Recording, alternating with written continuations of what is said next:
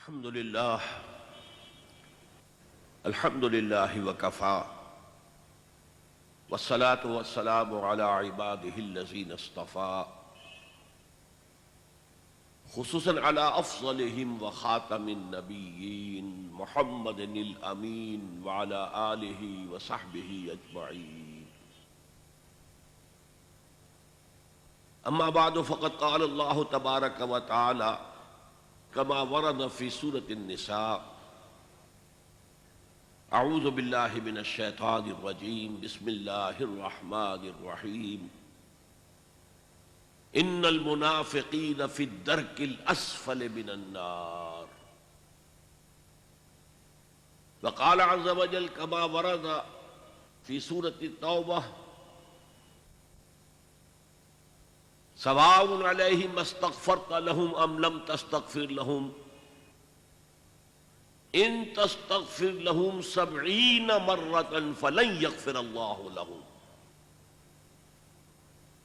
صدق الله العظيم. رب اشرح لي صدري ويسر لي أمري واحلل عقدة من لساني يفقهوا قولي. اللهم ربنا ألهمنا رشدنا واعذنا من شرور أنفسنا. اللهم أرنا الحق حقا وارزقنا اتباعه وأرنا الباطل باطلا وارزقنا اجتنابه. آمین یا رب العالمین. نفاق کی حقیقت کے ضمن میں سب سے پہلے ایک لغوی بحث ہو جائے کہ یہ لفظ بنا کہاں سے ہے، اس کی روٹ کیا ہے، اس کی اصل کیا ہے. نفقن کہتے ہیں عربی زبان میں سرنگ کو. سرنگیں پچھلے زمانے میں بنائی جاتی تھی. ایک شہر ہے، بہت بڑا قلعہ ہے، اس کے گرد فصیل ہے، پھر اس میں بادشاہ کا یا گورنر کا محل ہے. اب اگر کوئی غنیم حملہ کرتا ہے، وہ فصیل کے اندر بھی دراڑیں ڈال کر شہر میں داخل ہو گیا اور اب وہ محل کی طرف آگے بڑھ رہا ہے، تو اس بادشاہ کے لیے یا اس گورنر کے لیے اب بچاؤ کا راستہ کون سا ہے؟ سرنگیں کھودی ہوتی تھی جو محل سے شروع ہو کر زیر زمین چلتے چلتے باہر جا کر کہیں 2-3 میل کے فاصلے پر کھلتی تھی. یہ تحفظ کا ذریعہ تھا کہ جب یہ معلوم ہو کہ ہمارے ڈیفنسز شیٹر ہو گئے ہیں، اب جان بچانے کے لیے ظاہر بات ہے دروازے کی طرف تو نہیں جا سکتے، ادھر تو غنیم کا قبضہ ہے، تو یہ زیر زمین سرنگ کے ذریعے سے پھر بھاگ کر جان بچائی جاتی تھی. گویا کہ اس میں اصلاً تحفظ ذات پیش نظر تھا. اسی طرح نافقا کہتے تھے عربی زبان میں گوہ کے بل کو. گوہ ایک جانور ہے جو زمین کے اندر بھٹ بناتا ہے اور اس بھٹ کے 2 راستے رکھتا ہے، ایک ادھر سے ایک ادھر سے. اس کا شکار اہل عرب کرتے تھے شکاری کتوں سے. اب اگر کسی کتے نے ادھر سے داخل ہونے کی کوشش کی تو گوہ دوسرے دروازے سے نکل کر بھاگ جاتا تھا، اگر ادھر سے آیا تو اس دروازے سے نکل کر بھاگ جاتا تھا. تو اس اعتبار سے تحفظ ذات جو ہے وہ اصل میں ان دونوں الفاظ کے اندر جو اس کی بنیادی روح ہے وہ اس میں مثمر ہے. اسی لیے ایسے انسان کو منافق کہا جاتا ہے، 2 منہ، کہ ان سے ملتا ہے تو کچھ اور کہہ رہا ہے، ان سے ملتا ہے تو کچھ اور کہہ رہا ہے. ان کے پاس جاتا ہے تو ان کے ساتھ دوستی گانٹتا ہے، ان کے مخالفوں کے پاس جاتا ہے تو ان کے ساتھ بھی اپنے گڈ باکس کے اندر رکھنا چاہتا ہے. یہ ہے اصل میں نفاق. اب نفاق کی بہت سی مختلف طرز کی تقسیمیں کی گئی ہیں نفاق کی حقیقت کو سمجھانے کے لیے. ایک ہے عقیدے کا نفاق، انسان جان بوجھ کر دھوکہ دے رہا ہو. اپنے بچاؤ کے لیے۔ ایک ہے عمل کا نفاق، اگرچہ دل کے اندر اس کا کوئی ارادہ ایسا نہ ہو، لیکن پھر بھی اس کے عمل کے اندر دو عملی پائی جاتی ہے۔ میں نے اسے ذرا مختلف انداز میں تقسیم کیا ہے۔ ایک ہے شعوری نفاق، جبکہ منافق کو معلوم ہوتا ہے کہ میں منافق ہوں، میں مسلمان نہیں ہوں، مومن نہیں ہوں۔ اور ایک غیر شعوری نفاق ہوتا ہے جس میں منافق اپنے آپ کو مسلمان سمجھتا ہے، وہ دوسروں کو سمجھتا ہے کہ وہ غلط راستے پر جا رہے ہیں، میں تو مسلمان ہوں اور میں تو صاحب ایمان ہوں، اور حقیقت میں وہ منافق ہے۔ تو ایک شعوری نفاق ہے اور ایک غیر شعوری نفاق ہے۔ اس شعوری نفاق کے لیے دو مثالیں میں آپ کو دے سکتا ہوں۔ ایک تو خود قرآن مجید ہے، سورہ آل عمران میں یہودیوں کی ایک سازش کا تذکرہ ہوا۔ انہوں نے جب دیکھا کہ جو شخص مسلمان ہو جاتا ہے پھر چاہے کتنی ہی تکلیفیں آ جائیں وہ واپس نہیں آتا، اس سے ایک ساکھ قائم ہو گئی تھی اسلام اور ایمان کی۔ یہ کوئی ایسی شے ہے جو انسان کو اتنا گہرا اطمینان، اتنی گہری خوشی عطا کرتی ہے کہ پھر وہ اسی کا ہو رہتا ہے، اسے کسی طرح بھی، کسی ترتیب سے، کسی ترکیب سے واپس کلیم نہیں کیا جا سکتا۔ تو اس ساکھ کو ختم کرنے کے لیے انہوں نے سازش کی۔ وَقَالَ طَائِفَةٌ مِّنْ أَهْلِ الْكِتَابِ آمنوا بالذی انزل علی الذین آمنوا وجہ النہار واکفروا آخرہ لعلہم یرجعون۔ اہل کتاب کے ایک گروہ نے یہ سازش کی کہ ایسا کرو، جو چیز اہل ایمان پر نازل کی گئی ہے یعنی قرآن مجید، اس پر ایمان کا اعلان کر دو صبح کے وقت۔ اب اس خاکے میں میں ذرا رنگ بھر رہا ہوں۔ صبح کو ایمان کا اعلان کیا اور اکثر وقت اب دن کا حضور کی صحبت میں گزار رہے ہیں، بڑے ادب کے ساتھ پوز کر رہے ہیں کہ ہم مسلمان ہو گئے، مومن ہو گئے۔ حضور بھی تواضع تو آپ کے مزاج میں تھا ہی، خاص طور پر نو مسلم لوگ اور یہودی مسلمان ہو گئے ہوں تو حضور کی نگاہ میں ان کی قدر ہوتی تھی۔ شام کو انہوں نے اعلان کر دیا، جی ہم نے دیکھ لیا، جا کے قریب جا کر دیکھ لیا، کچھ نہیں، یہ تو سب دور کے ڈھول سہانے ہیں، ہم تو واپس جا رہے ہیں، یہودی ہو رہے ہیں۔ وَقَالَتْ طَائِفَةٌ مِّنْ أَهْلِ الْكِتَابِ آمِنُوا بِالَّذِي أُنزِلَ عَلَى الَّذِينَ آمَنُوا وَجْهَ النَّهَارِ، صبح کے وقت ایمان کا اعلان کرو، وَاكْفُرُوا آخِرَهُ، اور دن کے آخر میں شام کو، رات کو تم لوٹ آؤ، کفر کرو، لعلہم یرجعون، اس سے توقع ہے کہ ان میں سے بھی کچھ لوگ ٹوٹیں گے، سوچیں گے نا، سادہ دل لوگ سوچیں گے بھئی بڑے عالم لوگ تھے یہ یہود کے، اور بڑے خلوص کے ساتھ آئے تھے اور سارا دن بڑے ادب کے ساتھ حضور کی صحبت میں رہے ہیں، تو یہ جو اب واپس پھر گئے تو کچھ نہ کچھ تو دیکھا ہوگا نا انہوں نے۔ تو ڈگمگانے کا معاملہ، چونکہ وہاں کمزور ایمان والے موجود تھے مدینہ منورہ میں، منافق نہیں تھے، کمزور ایمان والے، اس کی وجہ میں پہلے بیان کر چکا ہوں اپنے خطاب میں کہ مکے میں تو یہ ہوتا تھا، وہی شخص ایمان کا اعلان کرتا تھا جس کے دل میں یقین آخری درجے کا پیدا ہو چکا ہوتا تھا، اسے معلوم تھا کہ جیسے ہی میں کہوں گا اشہد ان لا الہ الا اللہ واشہد ان محمد رسول اللہ، مجھے مار پڑنی شروع ہو جائے گی، گھر والوں کی طرف سے مخالفت ہوگی، سب دوستوں سے مخالفت ہوگی، سب سے کٹنا پڑے گا، سب کو چھوڑنا پڑے گا، ہو سکتا ہے مار پڑے۔ لہذا جس شخص کے دل میں پختہ یقین پیدا ہو جاتا تھا وہی جرأت کرتا تھا زبان سے کلمہ شہادت ادا کرنے کی۔ مدینے کا معاملہ مختلف تھا۔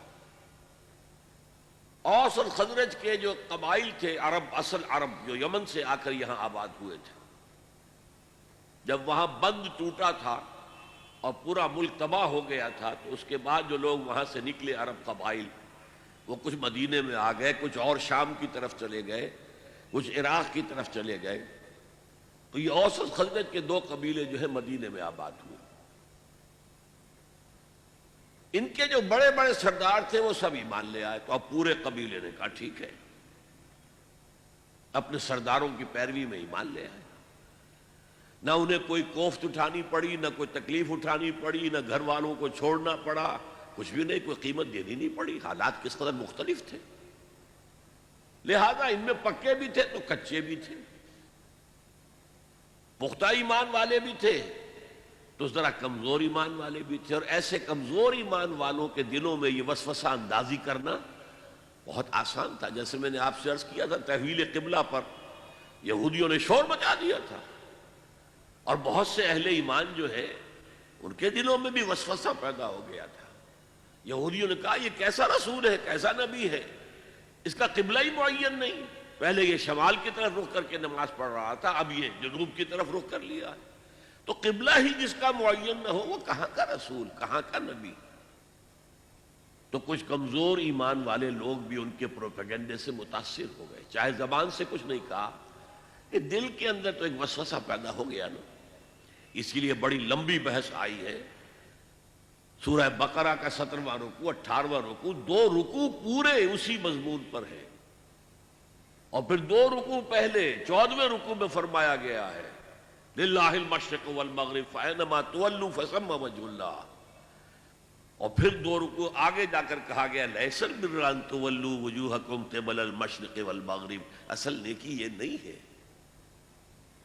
اسی طریقے سے اس ترکیب سے ان کے پیش نظر یہ تھا کہ کچھ نہ کچھ تو لوگ ڈول جائیں گے نا.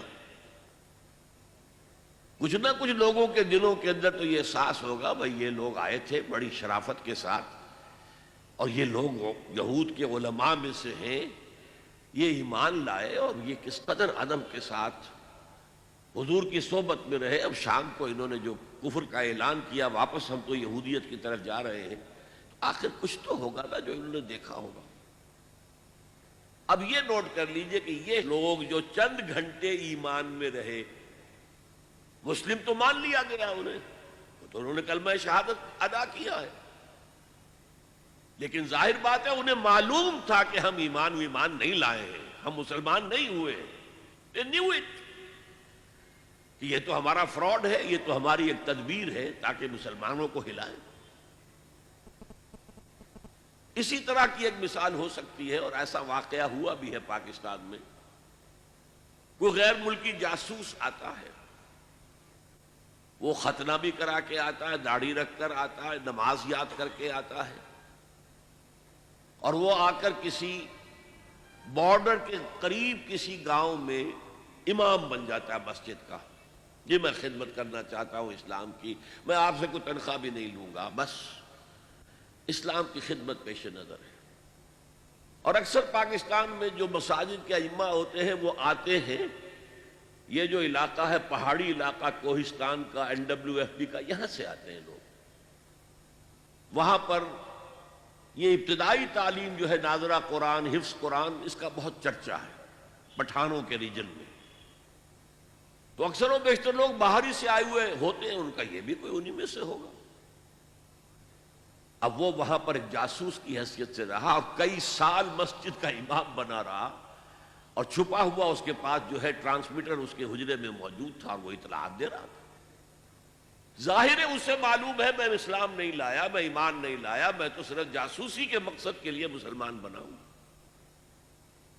تو یہ ہے شعوری نفاق، جس کو کہ انسان جانتا ہے، خود متنبع ہے کہ میں نہ مومن ہوں نہ مسلم ہوں، میں منافق ہوں. اس کے برعکس دور نبوت کے دوران ہم جتنا نفاق دیکھتے ہیں وہ غیر شعوری نفاق تھا اکثر و بیشتر. اس کا پس منظر کیا ہے؟ ایک شخص تک اسلام کی دعوت پہنچی، اس کے دل نے گواہی دی ہاں یہ حق ہے، اس کی فطرت کے اندر اس کی طرف کشش پیدا ہو گئی. یا پورا قبیلہ ایمان لے آیا، وہ بھی ایمان لے آیا، کوئی دھوکہ دینے کی نیت نہیں تھی، منافق نہیں تھا، ایمان لایا تھا. لیکن اب مختلف قسم کے لوگ ہیں. کچھ لوگ تو وہ ہوتے ہیں جو کسی شے کو اختیار کرتے ہیں تو ہر چے باد آباد، اب جو ہو سو ہو.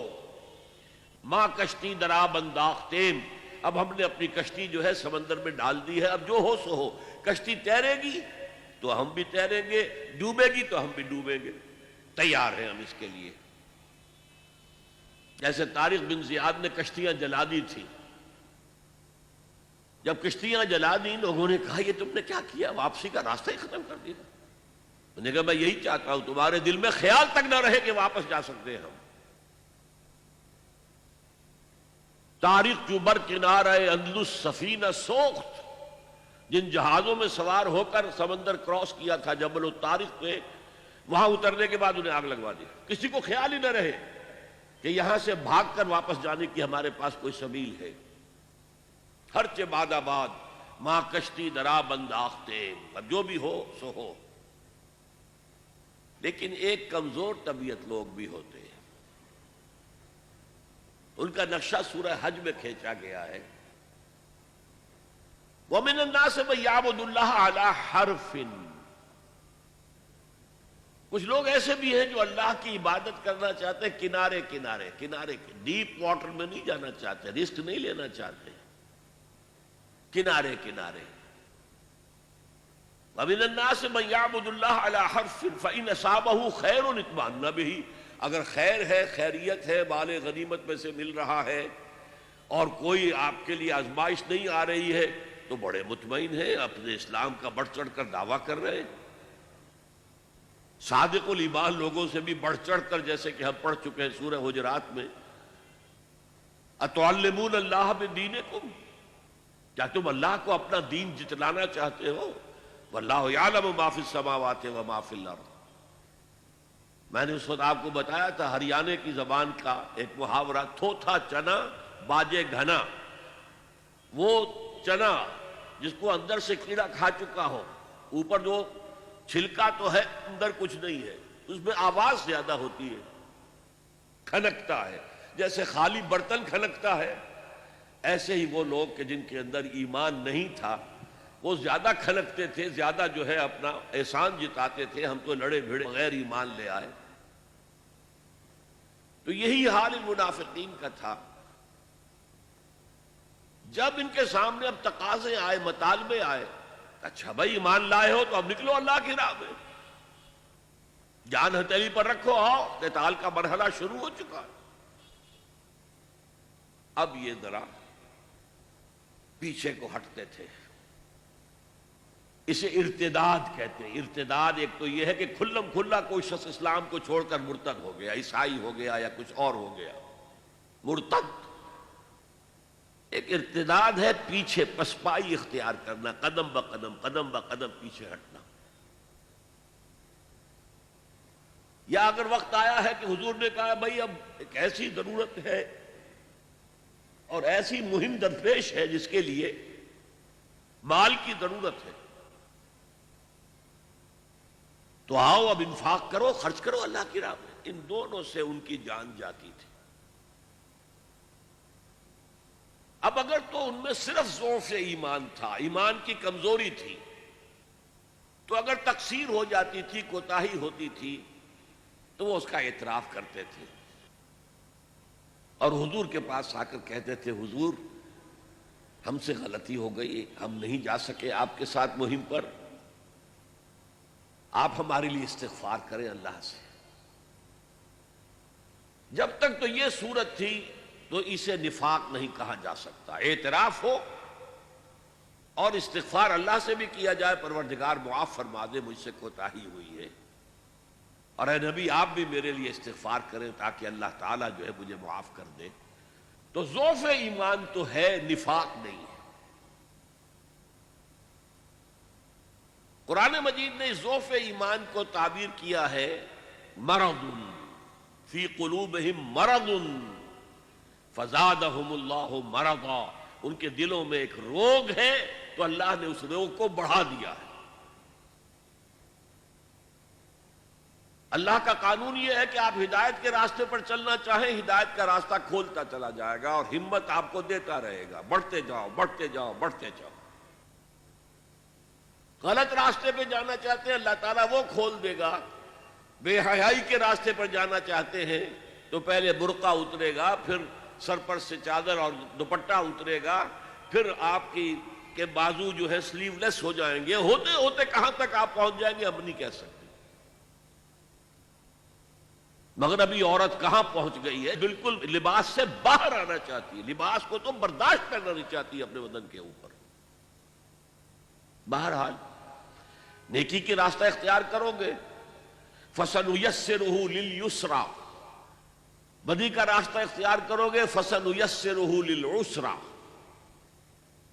اور اگر آپ نے ایک روگ جو ہے اپنے دل میں مال اور جان کی محبت جو ہے اتنی ہے کہ آپ کو اللہ کی راہ میں آگے بڑھنے نہیں دے رہی، جہاد فی سبیل اللہ کے لیے جان اور مال خرچ کرنے کی اجازت نہیں دے رہی، قتال فی سبیل اللہ کے لیے میدان میں آنے کی اجازت نہیں دے رہی، تو آپ کے دلوں میں ایک روگ ہے، ایک مرض ہے، ایک بیماری ہے. اور اللہ پھر اسی پر آپ کو چھوڑ دیتا ہے، ٹھیک ہے اس بیماری کے اندر مبتلا رہو.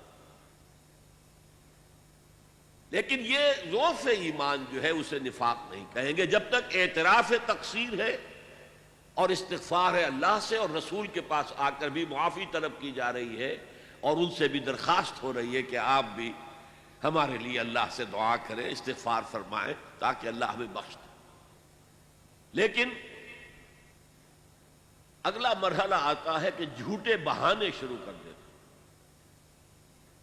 کب تک ہم اپنا اعتراف تقصیر کرتے رہیں گے؟ ہماری حیثیت کیا رہ جائے گی؟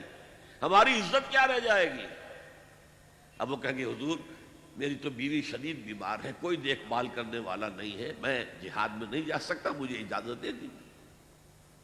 اور حضور یہ جاننے کے باوجود کہ یہ شخص جھوٹ بول رہا ہے، آپ کہتے ہیں ٹھیک ہے جائیے. آپ کی مروت کے یہ خلاف تھا، شرافت اور مروت، کہے تم جھوٹ بول رہے ہو نا، ٹھیک ہے جائیے آپ ایگزمپٹڈ.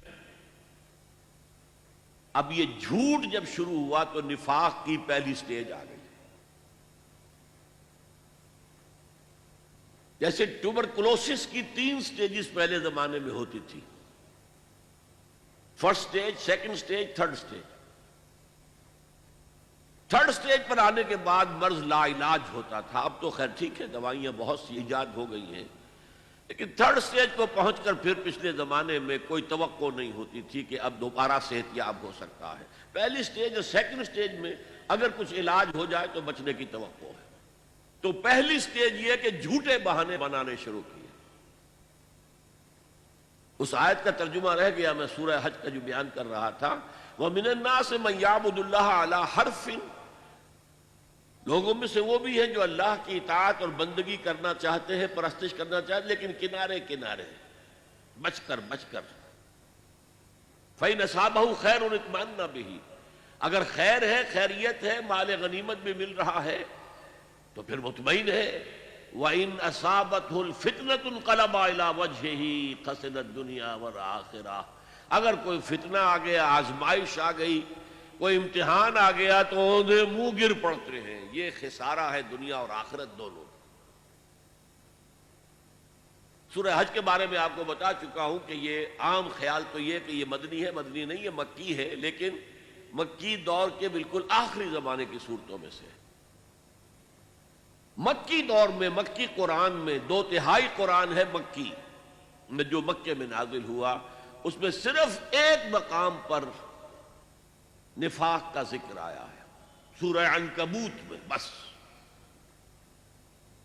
اور اس وقت کیا ہو رہا تھا؟ بڑی شدید جو آزمائشیں ہو رہی تھی صحابہ کرام کو، اور ان میں سے کچھ حضرات حضور کی خدمت میں حاضر ہوئے، حضور اب ہمارے لیے یہ امتحانات ناقابل برداشت ہو رہے ہیں، الا تدعو لنا، آپ اللہ سے ہمارے لیے دعا نہیں کرتے کہ اللہ کی نصرت خصوصی آ جائے. حضرت خباب بن الارت نے اپنے کمر سے کرتا اٹھا کر دیکھا، حضور دیکھیے میری پوری کمر جلی ہوئی ہے، مجھے دہکتے ہوئے انگاروں پر لٹایا گیا ہے، میری کمر کی کھلڑی، کھال یہ جلی ہے، اور پھر پیٹھ پر چربی ہوتی ہے وہ پگھلی ہے، تو اس سے وہ انگارے جو ہیں وہ ٹھنڈے پڑے. حضور نے جواب دیا، خدا کی قسم تم جلدی بچا رہے ہو، تم سے پہلے تو امتوں کے ساتھ ایسا بھی ہوا جو ایمان والے تھے کہ انہیں زندہ آگ میں جلا دیا گیا، یا ان کو زمین میں گاڑ کر آدھا دھڑ زمین میں گڑا ہوا ہے اور اوپر سر کے اوپر آری رکھ کے چیرنا شروع کیا، دو حصوں میں بانٹ دیا، یہ بھی ہوا ہے۔ اور لوہے کے کنگھوں سے ان کے جسم سے ہڈیوں پر سے گوشت کھرچ دیا گیا، لیکن وہ پھر بھی ثابت قدم رہے۔ تم ابھی سے گھبرا گئے۔ اس وقت سورہ عنکبوت بھی نازل ہوئی، الف لام میم احسب الناس ان یترکوا ان یقولوا آمنا وهم لا یفتنون۔ کیا لوگوں نے یہ سمجھا تھا کہ وہ بچ جائیں گے، چھوٹ جائیں گے صرف یہ کہنے پر کہ ہم ایمان لے آئے، اور انہیں آزمایا نہ جائے گا؟ وَلَقَدْ فَتَنَّا الَّذِينَ مِن قَبْلِهِمْ، ہم نے جو بھی ان سے پہلے اس راستے پر آئے انہیں آزمایا، خوب آزمایا۔ فَلَيَعْلَمَنَّهُ الَّذِينَ آمَنُوا صَدَقُوا وَلَيَعْلَمَنَّ الْكَاذِبِينَ، اللہ لازماً ظاہر کر دے گا کون سچے ہیں اپنے دعوی ایمان میں اور کون جھوٹے، جھوٹ موٹ کا دعویٰ کر رہے ہیں۔ اور آگے چل کر اسی رکوع میں فرمایا وَلَيَعْلَمَنَّ اللَّهُ الَّذِينَ آمَنُوا وَلَيَعْلَمَنَّ الْمُنَافِقِينَ، اور اللہ تعالیٰ کھول دے گا کون ہے صاحب ایمان اور کون منافق ہے۔ بس یہ ایک لفظ ہے پورے مکی قرآن میں۔ یہ مرض اصل میں ظاہر ہوا ہے مدینے میں آ کر۔ اچھا، پہلی سٹیج تو یہ ہوئی کہ جھوٹے بہانے بنانے شروع کیے۔ اس کے بعد محسوس ہوا کہ ہم جب جھوٹے بہانے بناتے ہیں تو لوگ زیر لب مسکراتے ہیں کہ یہ تو ان کی عادت ہی ہے جھوٹے بہانے بنانا۔ اب انہوں نے سہارا لیا قسموں کا، خدا کی قسم، واللہ تاللہ، اللہ جانتا ہے، اللہ گواہ ہے کہ میری یہ مجبوری ہے، میری یہ مشکل ہے، میرا یہ مسئلہ ہے، میں نہیں نکل سکتا اللہ کی راہ میں۔ اب یہ اصل میں ٹی بی کا مرض، نفاق کا مرض اب دوسری سٹیج میں داخل ہو گیا۔ کچھ آگے بڑھ کر یہ ہوتا تھا کہ ایک دشمنی سی پیدا ہو جاتی تھی دل میں حضور کے خلاف اور صادق الایمان مسلمانوں کے خلاف، کہ یہ انہوں نے ہمیں مشکل میں ڈال دیا ہے۔ ہم ایمان لائے تھے، ہمیں کیا پتا تھا کہ ایمان کے تقاضے یہ ہوں گے؟ ہم سمجھے تھے بس ایک عقیدہ ہے، بدل لیا، اللہ اللہ خیر صلی اللہ۔ یہ تقاضے تو بڑے بھاری ہیں، ان کو پورا کرنا تو آسان نہیں ہے۔ وہ جو اقبال کہتا ہے تو بچا بچا کے نہ رکھ اسے، تیرا آئینہ ہے وہ آئینہ کہ شکستہ ہو تو عزیز تر ہے نگاہ آئینہ ساز میں۔ جان اور مال بچاؤ نہیں، خرچ کرو۔ آئینہ ٹوٹا ہوا کس کو پسند آتا ہے؟ اللہ کو تو تمہاری ٹوٹی ہوئی لاش زیادہ پسند ہے بنسبت تمہارے زندہ وجود کے۔ حضرت حمزہ کی لاش جب آئی تھی حضور کی نگاہوں کے سامنے، ناک کٹی ہوئی ہے، کان کٹے ہوئے ہیں، پیٹ چاک کر کے کلیجہ چبایا گیا ہے، اللہ کی نگاہ میں اس کٹے پھٹے جسم کی جو قدر ہوگی اس کا ہم اندازہ نہیں کر سکتے۔ تو بچا بچا کے نہ رکھ اسے، تیرا آئینہ ہے وہ آئینہ کہ شکستہ ہو تو عزیز تر ہے نگاہ آئینہ ساز میں۔ آئینہ ساز اللہ ہے۔ تو ایک تو دشمنی ہو جاتی تھی رسول سے، اور اس میں ایک خاص واقعہ میں آپ کو بتا دوں۔ حضور نے مدینہ تشریف آوری کے 6 مہینے کے بعد 7ویں مہینے سے چھوٹے چھوٹے چھاپا مار دستے بھیجنے شروع کر دیے to threaten the life line of Mecca. مکے کی جو ساری معیشت تھی وہ تجارت پر تھی، اور اگر آپ تاریخی حیثیت سے جاننا چاہیں کہ یہ لنک بن گئے تھے trade between east and west. دیکھیے، جب تک نہر سویز نہیں تھی تو مشرق و مغرب کے درمیان سمندری راستہ تو کوئی نہیں تھا۔ ابھی 1498 جب آئے گا، کوئی 1000 برس کے بعد، تب وہ راستہ جو ہے ملے گا انسان کو کہ round the Cape of Good Hope, افریقہ کی جنوب تک جا کے پھر جاؤ تو مشرق کا راستہ کھلا ہے۔ تو ہوتا کیا تھا، یورپ سے سامان تجارت آیا اور شام کے ساحل پر اتر گیا۔ ادھر ایسٹ انڈیز سے جاوا، سماٹرا، ہندوستان، چائنا، ادھر سے مال آیا سمندر کے راستے سے اور یمن کے ساحل پر اتر گیا۔ And between these 2 points, caravans of the Quraysh, they were going to and fro. جنوب میں گئے، سردیوں کے زمانے میں وہ جاتے تھے جنوب میں، گرمی کم ہوتی تھی یمن کی طرف، وہاں سے مال اٹھایا اور چلے اب شام تک پہنچ کر شام کے ساحل پر پہنچا دیا۔ وہاں سے شام کا ساحل یورپ کا آیا ہوا سامان اٹھایا اور وہ لا کے سیدھا جنوب میں، سیدھا راستہ تھا بالکل سیدھا، اسٹریٹ ٹو دی نارتھ، اور وہ جو ہے آ کر یمن پہ اتار دیا۔ یمن سے پھر مشرقی ممالک کے تاجر وہ خریدیں گے اور لے جائیں گے کشتیوں کے ذریعے سے، شام سے یورپ کے تاجر وہ جو ہے وہ خریدیں گے اور لے جائیں گے۔ تو یہ کنیکشن بن گئے تھے between the trade between east and west, اور ان کو یہ سہولت حاصل تھی، پروٹیکشن حاصل تھی کہ کوئی بھی قبیلہ عرب کا ان کے کیروان کے اوپر حملہ نہیں کر سکتا تھا، because they were the custodians of کعبہ، اور تمام قبیلوں کے بت کعبے میں رکھے ہوئے تھے as if they were hostages with them۔ کوئی قبیلہ ان کے خلاف جارحیت کرے گا تو وہ اس کے بت کی گردن مروڑ کر باہر پھینکیں گے۔ اس وجہ سے انہیں اس پوری تجارت کے اندر، اور ان کی جو مالی حیثیت بہت بہتر تھی قریش کی بقیہ پورے عرب سے، اس کا سبب یہ تھا۔ اب حضور نے کیا کیا؟ اسے تھریٹن کیا، we are very much here now, this can be called the economic blockade of Mecca. یہ تھا پھر جس کے نتیجے میں، اچھا اس وقت تک قرآن مجید میں قتال کا حکم نہیں آیا تھا، یہ حضور کی اپنی تدبیر تھی، اپنا اجتہاد تھا۔ تو وہ کہتے ہیں دیکھو جی ابھی قرآن میں تو حکم آیا نہیں، یہ تو کچھ ایڈونچرس آدمی معلوم ہوتے ہیں، ایمبیشس آدمی معلوم ہوتے ہیں، انہوں نے ہمیں مصیبت میں ڈال دیا۔ پھر ان کا کہنا یہ تھا کہ بھائی دعوت سے، تبلیغ سے، نصیحت سے، ٹھنڈی ٹھنڈی باتوں سے اپنی بات پھیلاؤ، یہ کیا چھیڑنا قریش کو کہ پھر جنگوں کا آغاز ہو جائے۔ اندر تو تھی اپنی بزدلی، لیکن اس کے اوپر ردے چڑھ رہے تھے فلسفے کے۔ جیسے ہم کہتے ہیں کہ اگر کسی کو گڑ دے کر مارا جائے تو زہر ضرور دینا ہے۔ تو اس اعتبار سے وہ حضور سے بھی اپنے دل میں عداوت محسوس کرنے لگے، اور یہ جو مسلمان ہیں یہ فینیٹکس، یہ پاگل، یہ جذباتی لوگ، یہ نہ دائیں دیکھتے نہ بائیں دیکھتے ہیں، نہ سامنے کے خطرات نہ پیچھے کے حالات، نہ انہیں اپنے بیوی بچوں کا کوئی خیال ہے، کچھ بھی نہیں، اور یہ فوراً کھڑے ہو جاتے ہیں، چل پڑتے ہیں، فوراً لبیک کہتے ہیں۔ جب یہ لبیک کہتے ہیں تو ہم نمایاں ہو گئے نا، اگر سب بیٹھے رہتے تو ہم بھی انہی میں شامل رہتے۔ اس وجہ سے پھر وہ عداوت کا درجہ ان کے اندر پیدا ہو گیا۔ یہ تھرڈ سٹیج ہے ٹیوبرکلوسس کی۔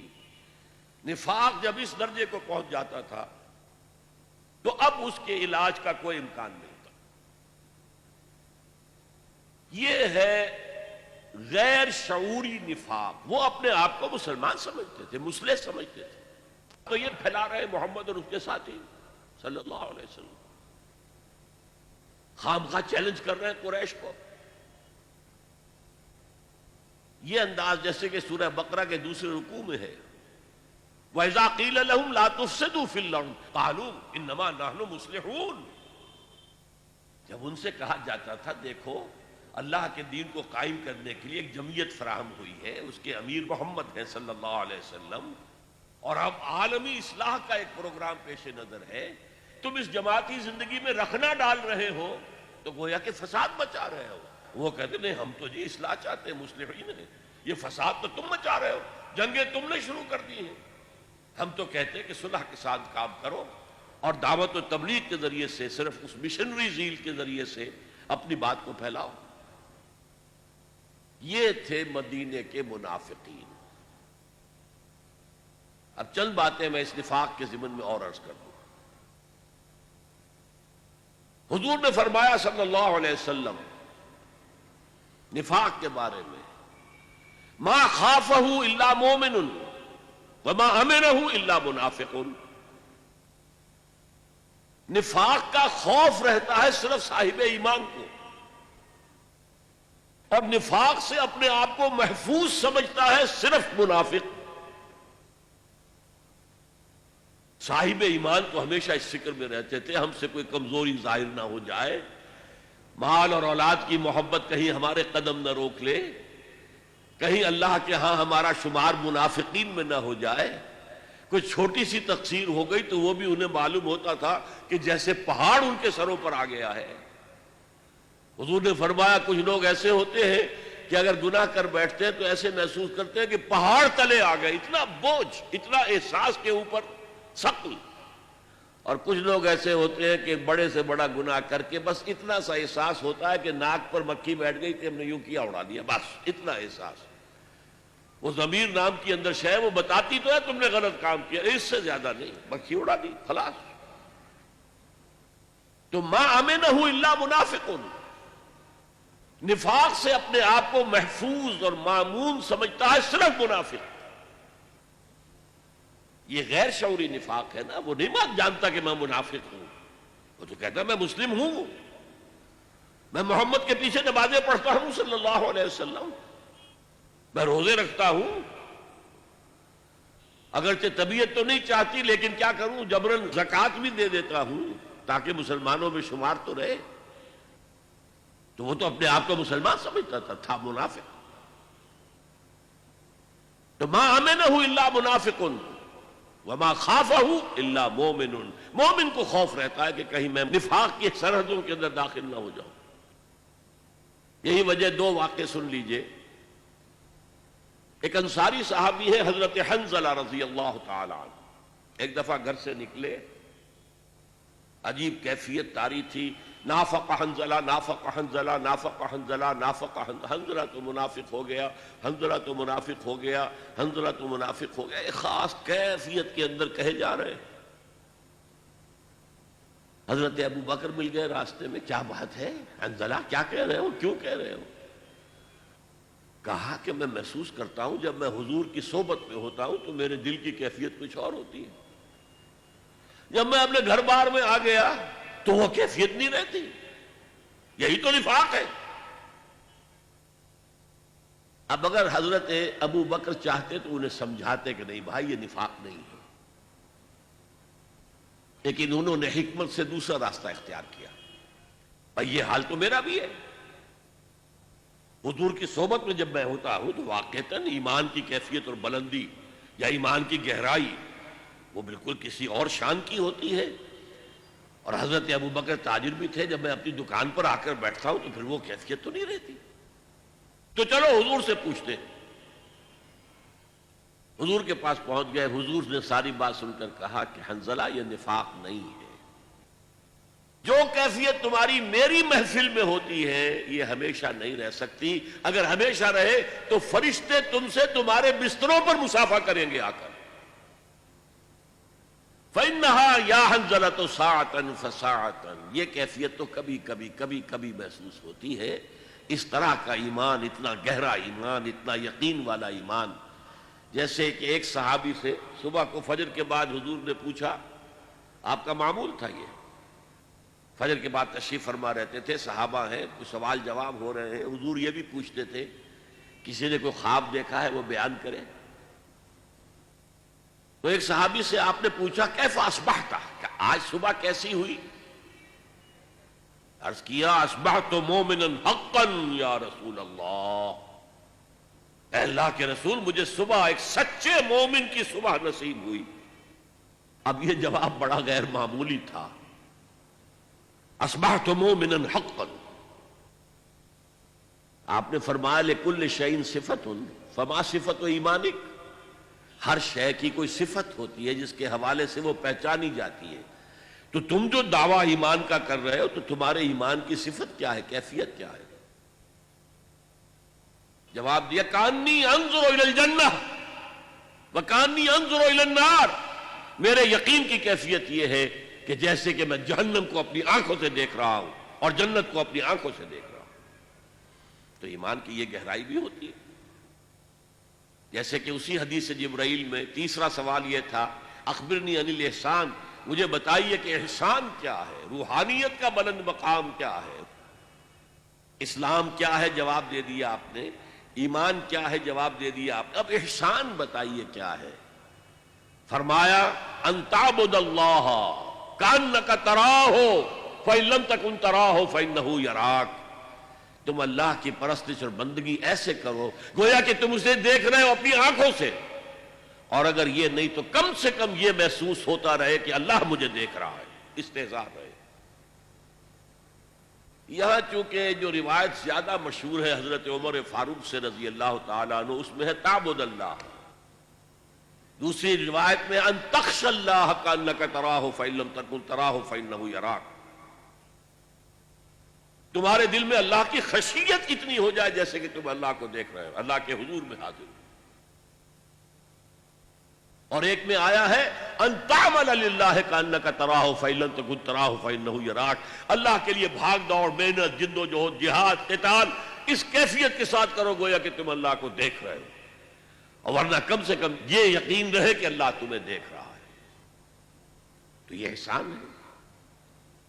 نافقہ حنظلہ اسی طریقے سے حضور جب واپس تشریف لا رہے تھے غزوہ تبوک سے، تو کچھ منافق مدینے کے ایک تنگ گھاٹی میں سے حضور کو گزرنا تھا، راستہ ایسا تھا جس میں ایک ہی اونٹ ایک وقت میں گزر سکتا تھا۔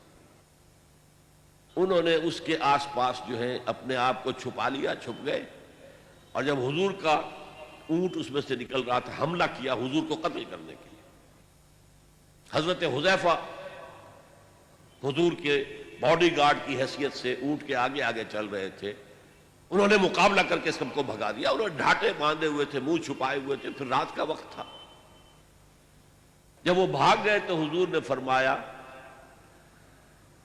کہ حذیفہ میں تمہیں بتا دوں یہ کون کون تھے؟ نام لے کر بتا دیا، فلاں ابن فلاں، فلاں ابن فلاں، فلاں ابن فلاں، فلاں ابن فلاں۔ یہ وحی کے ذریعے سے حضور کو سب کچھ معلوم ہو جاتا تھا۔ لیکن دیکھنا حذیفہ یہ کسی کو بتانا نہیں ہے، یہ میرا راز ہے تمہارے پاس، کہ میں نے تمہیں منافقین کے نام بتا دیے ہیں کچھ کے۔ اسی لیے حضرت حذیفہ کو کہا جاتا تھا رضی اللہ تعالی عنہ صاحب و سر النبی، نبی کے ایک رازدان، نبی کے ایک راز کے رکھنے والے حذیفہ۔ اب ایک مرتبہ حضرت عمر ان سے پوچھتے ہیں، آپ غور کیجئے کہاں عمر، کہاں ان کا مقام، صحابہ میں نمبر 2۔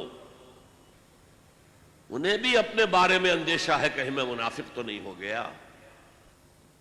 پوچھتے انشدو کا یا حذیفہ، انشدو کا باللہ، میں تمہیں اللہ کی قسم دے کر، واسطہ دے کر تم سے پوچھتا ہوں کہ میرا نام تو ان میں نہیں تھا۔ یہ ہے ما خافہ الا مومن وما امنہ الا منافق۔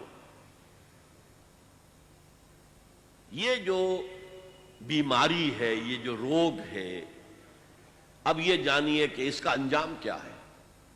اصل میں نے چونکہ کہا بیماری ہے، اور میرا بیک گراؤنڈ بھی ہے میڈیکل ایجوکیشن کا، تو ہر مرض کے ضمن میں ہمارے ہاں بحثیں ہوتی ہیں، ایٹیولوجی کیا ہے، یہ بیماری کیوں آتی ہے۔ پھر جب بیماری لاحق ہو گئی تو اس کی علامات کیا ہیں، سائنز اینڈ سمپٹمز کیا ہیں، پھر پروگنوسس کیا ہے، کتنی شفا کی امید ہے اور کتنی نہیں ہے، پھر ٹریٹمنٹ کیا ہے، اور ٹریٹمنٹ بھی 2 طرح کے ہوتے ہیں،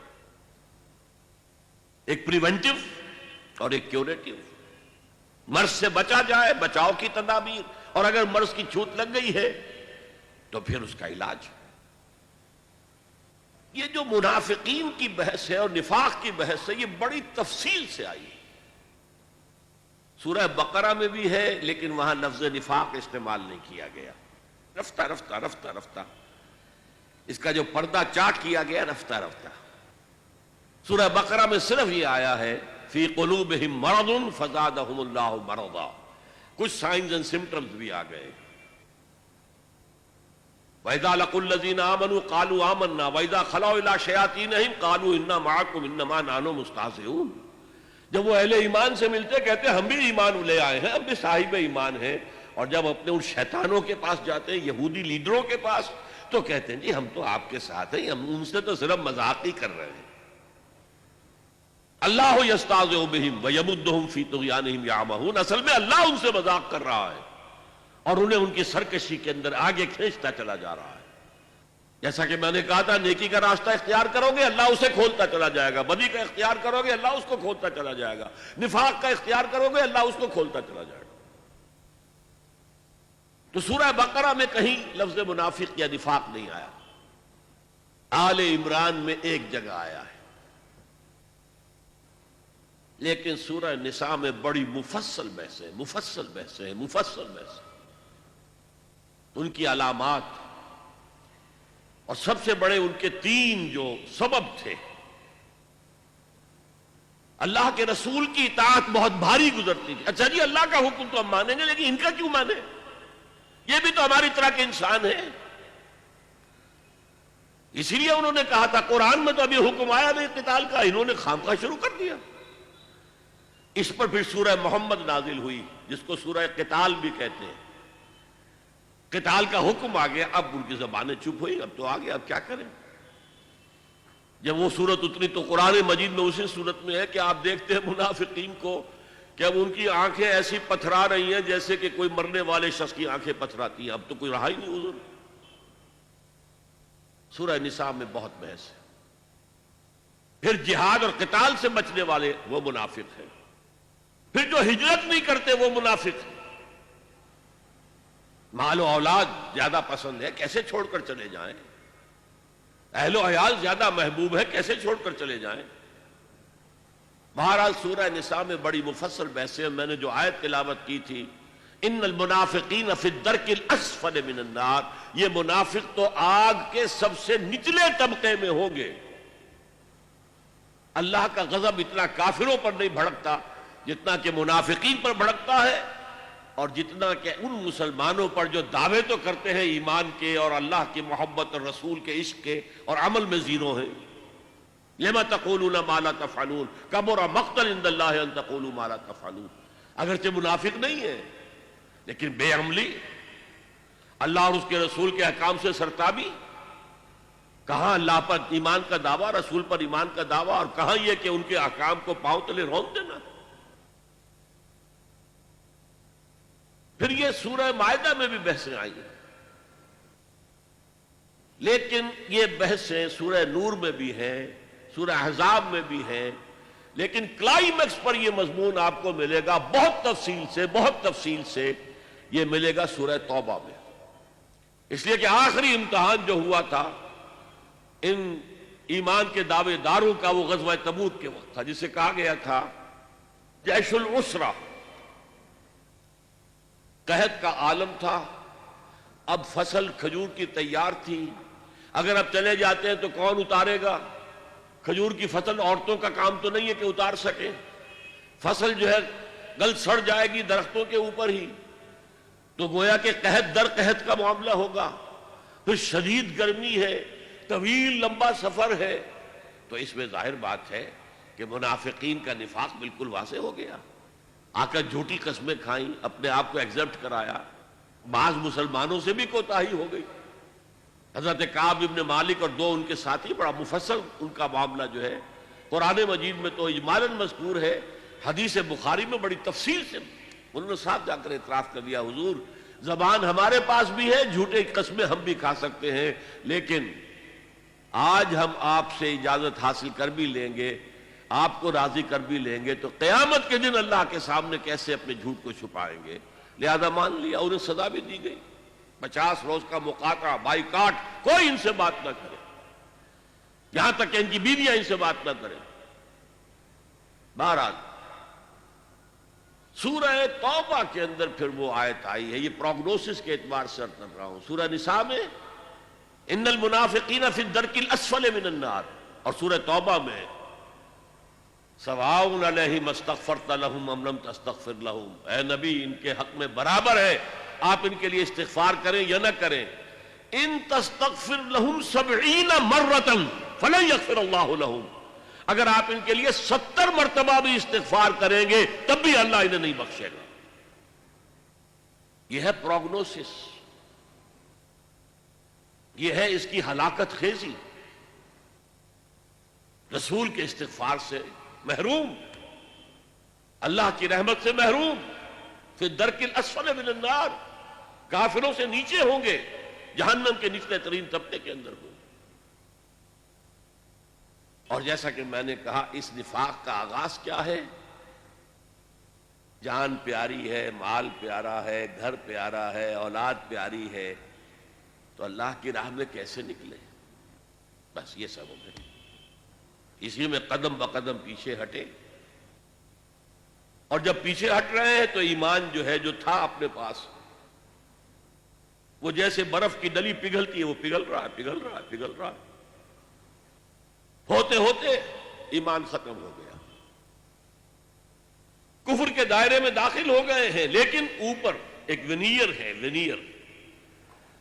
آپ نے دیکھا ہوگا دیمک جب کسی کڑی کو یا شیطیر کو کھاتی ہے تو بڑا سمجھدار جانور ہے، چھوٹا سا کیڑا، اوپر جو ہے ایک ونیئر چھوڑتا جاتا ہے تاکہ نیچے والوں کو پتہ ہی نہ چلے کہ یہ تو کھائی گئی، یہ شیطیر تو کھایا گیا۔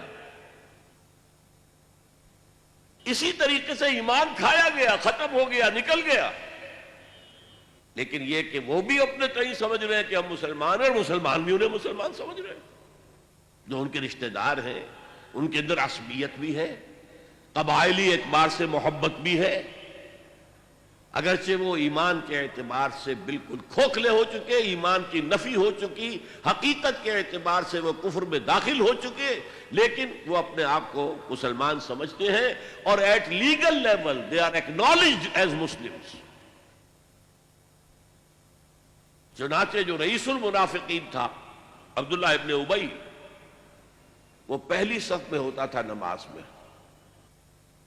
اور اپنی چودراہٹ کے اظہار کے لیے کہ میں بڑا آدمی ہوں، اس معاشرے کا بڑا چودھری ہوں، جب حضور خطبہ دینے کھڑے ہوتے تھے پہلے وہ کھڑا ہوتا تھا، دیکھو لوگوں یہ اللہ کے رسول ہیں، ان کی بات توجہ سے سنو، حالانکہ وہ ہرگز اللہ کا رسول نہیں مانتا تھا حضور۔ تو اب میں یہ چاہتا ہوں کہ ہمارے لیے خوش قسمتی سے اللہ تعالیٰ نے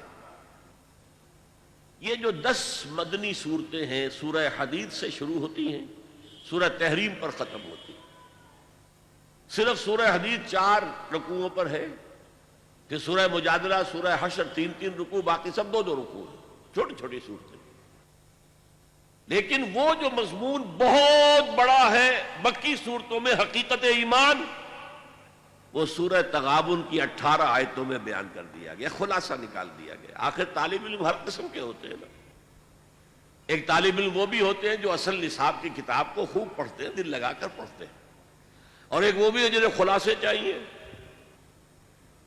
خلاصے اور گائیڈز کی مدد سے امتحان پاس کر گئے، تو ان کا بھی لحاظ رکھا ہے۔ اگر پوری لمبی بحثیں نہیں کر سکتے تو لو سورہ تغابن میں سمجھ لو ایمان کیا ہے، اور ایمان کے ثمرات کیا، نتائج کیا ہے، تقاضے کیا ہے، مطالبے کیا ہے۔ اسی طریقے سے منافقین کی بحث، نفاق کی بحث تفصیل سے تو ہے سورہ نساء میں، سورہ توبہ میں، لیکن یہ کل 11 آیتیں ہیں، اس میں اس کا ایسا حکیمانہ انداز میں بیان ہوا ہے۔ آج میں ان آیات کا اب درس دے رہا ہوں لفظ بلفظ، تاکہ یہ نفاق کی حقیقت قرآن مجید کی ان 11 آیات کے حوالے سے آپ کے ذہن نشین ہو جائے، مینٹل ایسوسیشنز قائم ہو جائیں آیات کے الفاظ کے ساتھ آپ کے ذہن میں۔ دیکھیے بات شروع کہاں سے ہوئی؟ اذا جاءک المنافقون قالوا نشہد انک لرسول اللہ۔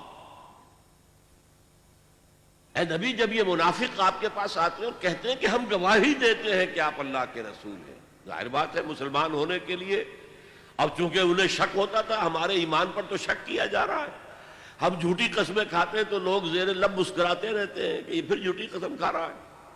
نہیں حضور، ہم آپ پر ایمان رکھتے ہیں، حضور بالکل کوئی شک نہ کیجئے، حضور ہمارے بارے میں کسی اشتباہ میں مبتلا نہ ہو، نشہد انک لرسول اللہ، ہم تو گواہی دیتے ہیں کہ آپ اللہ کے رسول ہیں۔ اور ذرا دیکھیے یہاں تبصرہ کیا ہے، واللہ یعلم انک لرسولہ۔ میں اس کا ترجمہ ذرا مختلف انداز میں کرتا ہوں، اللہ سے بڑھ کر کس کو معلوم ہے کہ آپ اللہ کے رسول ہیں؟ اللہ کو خوب معلوم ہے کہ آپ اللہ کے رسول ہیں، اور اللہ سے بڑھ کر کس کو معلوم ہے کہ آپ اللہ کے رسول ہیں؟ واللہ یشہد ان المنافقین لکاذبون، لیکن اللہ گواہی دیتا ہے یہ منافق جھوٹے ہیں۔ بظاہر تو یہ جھوٹ نہیں ہے، انک لرسول اللہ، آپ اللہ کے رسول ہیں، تو سچائی ہے، لیکن وہ دل سے نہیں کہہ رہے ہیں، یہ صرف ظاہری بات ہے، یہ ان کا قول ہے، اس پر ایمان اور یقین حاصل نہیں ہے۔ واللہ یشہد ان المنافقین لکاذبون، جھوٹے ہیں۔ اب میں نے عرض کیا تھا کہ نفاق کی پہلی منزل جھوٹ ہے۔ اب اس کے بعد مسئلہ آیا، جب میں نے عرض کیا تھا کہ جب دیکھا لوگوں نے تو یہ تو ہر وقت بہانے بناتے، تب قسمیں کھا کر اتخذوا ایمانہم جنتا فصدوا عن سبیل اللہ، انہوں نے اپنی قسموں کو ڈھال بنا لیا ہے کیونکہ اعتراض نہ کر سکے۔ خدا کی قسم، واللہ واللہ واللہ میری یہ مجبوری ہے، میری بیوی بیمار پڑی ہے، کوئی دیکھ بھال کرنے والا نہیں ہے، کیا پتا اس کا انتقال ہو جائے اور میں اب نکل جاؤں اللہ کی راہ میں، کون اس کا پرسان حال ہوگا؟ تو قسموں کو انہوں نے ڈھال بنا لیا۔ اب کیا کہیں ایک شریف اور بامروت انسان، کیا کہ تم جھوٹ بول رہے ہو، جھوٹ قسم کھا رہے ہو؟ اچھا بھائی جیسا تم کہہ رہے ہو ٹھیک ہے۔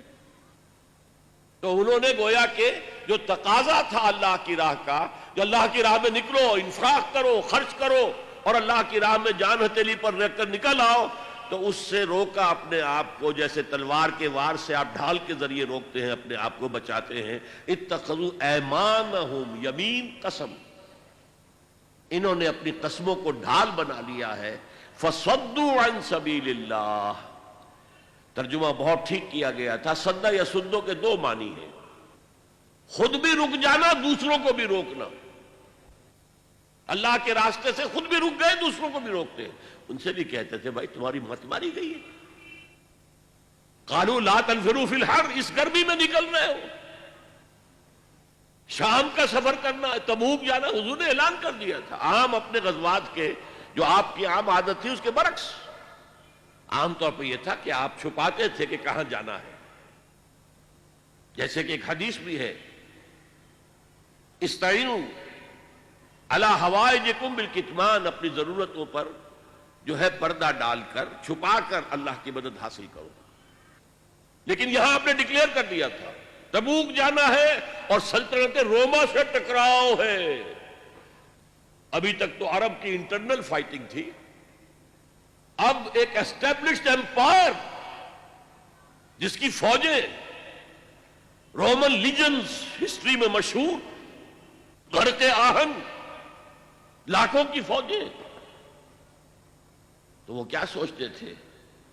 معاذ اللہ ان کا دماغ خراب ہو گیا ہے، غر ہؤلاء دینہم، ان کے دین نے انہیں دھوکے میں ڈال دیا ہے۔ کہاں جا رہے ہیں؟ سلطنت روما کو چیلنج کرنے جا رہے ہیں۔ تو وہ دوسروں کو بھی روکتے تھے، مت جاؤ۔ فرمایا وہ خود بھی رکے اللہ کے راستے سے اور دوسروں کو بھی روکنے کی کوشش کی۔ انہم ساء ما کانوا یعملون، یقیناً بہت ہی برا کام ہے جو وہ کر رہے تھے۔ اب آئی ہے بہت مرکزی آیت جس سے کہ بات واضح ہو جائے گی، ایک شعوری نفاق، ایک غیر شعوری نفاق۔ ذالک بانہم آمنوا، یہ اس لیے کہ ایمان تو وہ لائے تھے، قرآن تسلیم کر رہا، ایمان لائے تھے، اور اس وقت کوئی دھوکے کا ارادہ نہیں تھا۔ یہ تو جب امتحان آ گئے، آزمائش آ گئی، جان و مال کے مطالبے آ گئے، تب پیچھے قدم ہٹنا شروع ہوا ہے، پسپائی شروع ہوئی ہے، اور رفتہ رفتہ رفتہ رفتہ پیچھے ہٹ کر سٹیج 1، سٹیج 2 اور سٹیج 3 تک جا پہنچے۔ گویا کہ سٹیج 3 تو کفر ہے، کھلا کفر ہے، اللہ کے رسول سے دشمنی اور اہل ایمان سے دشمنی۔ ذالک بانہم آمنوا ثم کفروا، وہ ایمان لائے تھے پھر انہوں نے کفر کیا ہے، لیکن یہ کفر پوشیدہ ہے، کھلم کھلا نہیں کہا۔ ان یہودیوں کی طرح جو صبح ایمان لائے تھے اور شام کو اعلان کر دیا جی ہم نے دیکھ لیا سب کچھ، ہم تو واپس جا رہے ہیں، مرتد ہو رہے ہیں، نہیں، یہ اسلام کے اندر رہے، قانونی طور پر اندر ہے، اس شہتیر کی طرح جو اندر سے کھوکھلا ہو چکا ہے، اوپر سے ایک ونیئر ہے کہ دیکھنے والوں کو نظر نہیں آ رہا، وہ تو جب ایک دم گرے گا تو پتہ چلے گا یہ تو کھایا گیا تھا، ہمیں پتہ ہی نہیں چلا۔ چوکھٹ کو دیمک کھا چکی ہے لیکن اوپر ونیئر ہے، آپ کو نظر نہیں آ رہا۔ تو ذالک بانہم آمنوا ثم کفروا، یہ کفر حقیقی ہے، کفر قانونی نہیں ہے۔ مسلمان رہے، مسلمان مانا گیا، اس لیے کہ منافق کوئی لیگل اینٹی نہیں ہے۔ لیگل اینٹی مومن بھی نہیں ہے، لیگل اینٹی مسلمان، غیر مسلم، اللہ اللہ خیر صلی اللہ۔ اب جو مسلمان ہے وہ مومن صادق بھی ہو سکتا ہے، وہ دھوکے باز بھی ہو سکتا ہے، منافق، اور دونوں کیفیتوں سے جو ہے وہ اگر خالی ہے، نہ مثبت ایمان نہ منفی نفاق، تو اس کو کہتے ہیں اسلام بلا ایمان۔ یہ امام ابن تیمیہ نے سورہ حجرات کی اس آیت کے اوپر عنوان قائم کیا ہے، اثبات الاسلام بغیر ایمان، ایمان کے بغیر اسلام کا اثبات۔ قالت الاعراب آمنا قل لم تؤمنوا ولكن قولوا اسلمنا ولما يدخل الايمان في قلوبكم وان تطيعوا الله ورسوله لا يلدكم من اعمالكم شيئا ان الله غفور رحيم۔ تو ذالک بانہم آمنوا ثم کفروا فتطبع علی قلوبہم، اب ان کے دلوں پر مہر کر دی گئی، جیسے بدترین کافروں کے دلوں کے اوپر، جن پر حق جو ہے وہ واضح ہو گیا تھا، ان کے دلوں نے گواہی دے دی تھی کہ محمد ٹھیک کہہ رہے ہیں، سچے ہیں، لیکن اپنی عصبیت کی وجہ سے، اپنی چودراہٹ کی وجہ سے، اپنے سٹیٹس کی وجہ سے، اپنے تکبر کی وجہ سے، یا اپنے حسد کی وجہ سے مان نہیں رہے۔ ایسے لوگوں کے دلوں پر پھر مہر ہو جاتی ہے۔ یہودی خاص طور پر ان کے علماء ایسے پہچانتے تھے حضور کو جیسے اپنے بیٹوں کو پہچانتے، یعرفونہ کما یعرفون ابناءہم، لیکن مانا نہیں، تو اللہ تعالیٰ نے مہر کر دی۔ فَطُبِعَ عَلَىٰ قُلُوبِهِمْ فَهُمْ لَا يَفْقَهُونَ، اب انہیں صحیح تفقہ، صحیح فہم حاصل ہی نہیں، کیا نفع میں ہے کیا نقصان کا سودا انہیں پتہ ہی نہیں، ان کی مت ماری گئی ہے۔ وَإِذَا رَأَيْتَهُمْ تُعْجِبُكَ أَجْسَامُهُمْ، اور اے نبی جب آپ انہیں دیکھتے ہیں تو آپ کو ان کے جسم بڑے بھلے لگتے ہیں، بڑے توانا، اس لیے کہ سارا ان کا معاملہ دنیا سے متعلق ہے، خوب اچھا کماتے ہیں، کھاتے ہیں، پیتے ہیں، تو جس کو کہتے ہیں فرما خامخواہ معتبر، ذرا شخصیت ایسی ہو تو ظاہر بات ہے کہ مجلس میں جب آتا ہے تو سب کی نگاہیں اٹھتی ہیں، یہ کون آیا ہے۔ حضور بھی ان کی طرف نگاہ کرتے تھے، ان کے پاس وسائل ہیں، یہ امیر لوگ ہیں۔ کتنے ہی غریب آئے ہیں غزوہ تبوک میں کہ حضور ہم حاضر ہیں جان کے ساتھ، ہمارے پاس مال نہیں ہے، سواری نہیں ہے، آپ اگر ہمارے لیے سواری کا بندوبست کر دیں ہم حاضر ہیں، جان و مال سے حاضر۔ اور حضور نے جب کہا کہ میرے پاس بھی کوئی سواری کا بندوبست نہیں، تو وہ جاتے تھے اور ان کے آنکھوں سے آنسو روا ہوتے تھے۔ اللہ یجدون ما ینفقون، کہ اب ان کے پاس ہے ہی کچھ نہیں، خرچ کیا کرے، کیسے جائے۔ ایک وہ تھے، اب یہ اغنیاء ہے، یہ دولت مند ہے، یہ چودھری لوگ ہیں، لہذا حضور ان کی طرف توجہ فرماتے تھے۔ وَإِذَا رَأَيْتَهُمْ تُعْجِبُكَ أَجْسَامُهُمْ، ان کے جسم جو ہے وہ آپ کو بڑے اچھے لگتے ہیں۔ وَإِن يَقُولُوا تَسْمَعْ لِقَوْلِهِمْ، جیسے میں نے کہا نا معتبر آدمی معلوم ہوتا ہے، جب وہ کچھ کہتے ہیں تو آپ بڑی توجہ سے سنتے ہیں۔ تَسْمَعْ لِقَوْلِهِمْ، یہ کیا کہہ رہے ہیں، کیا ان کی رائے ہے۔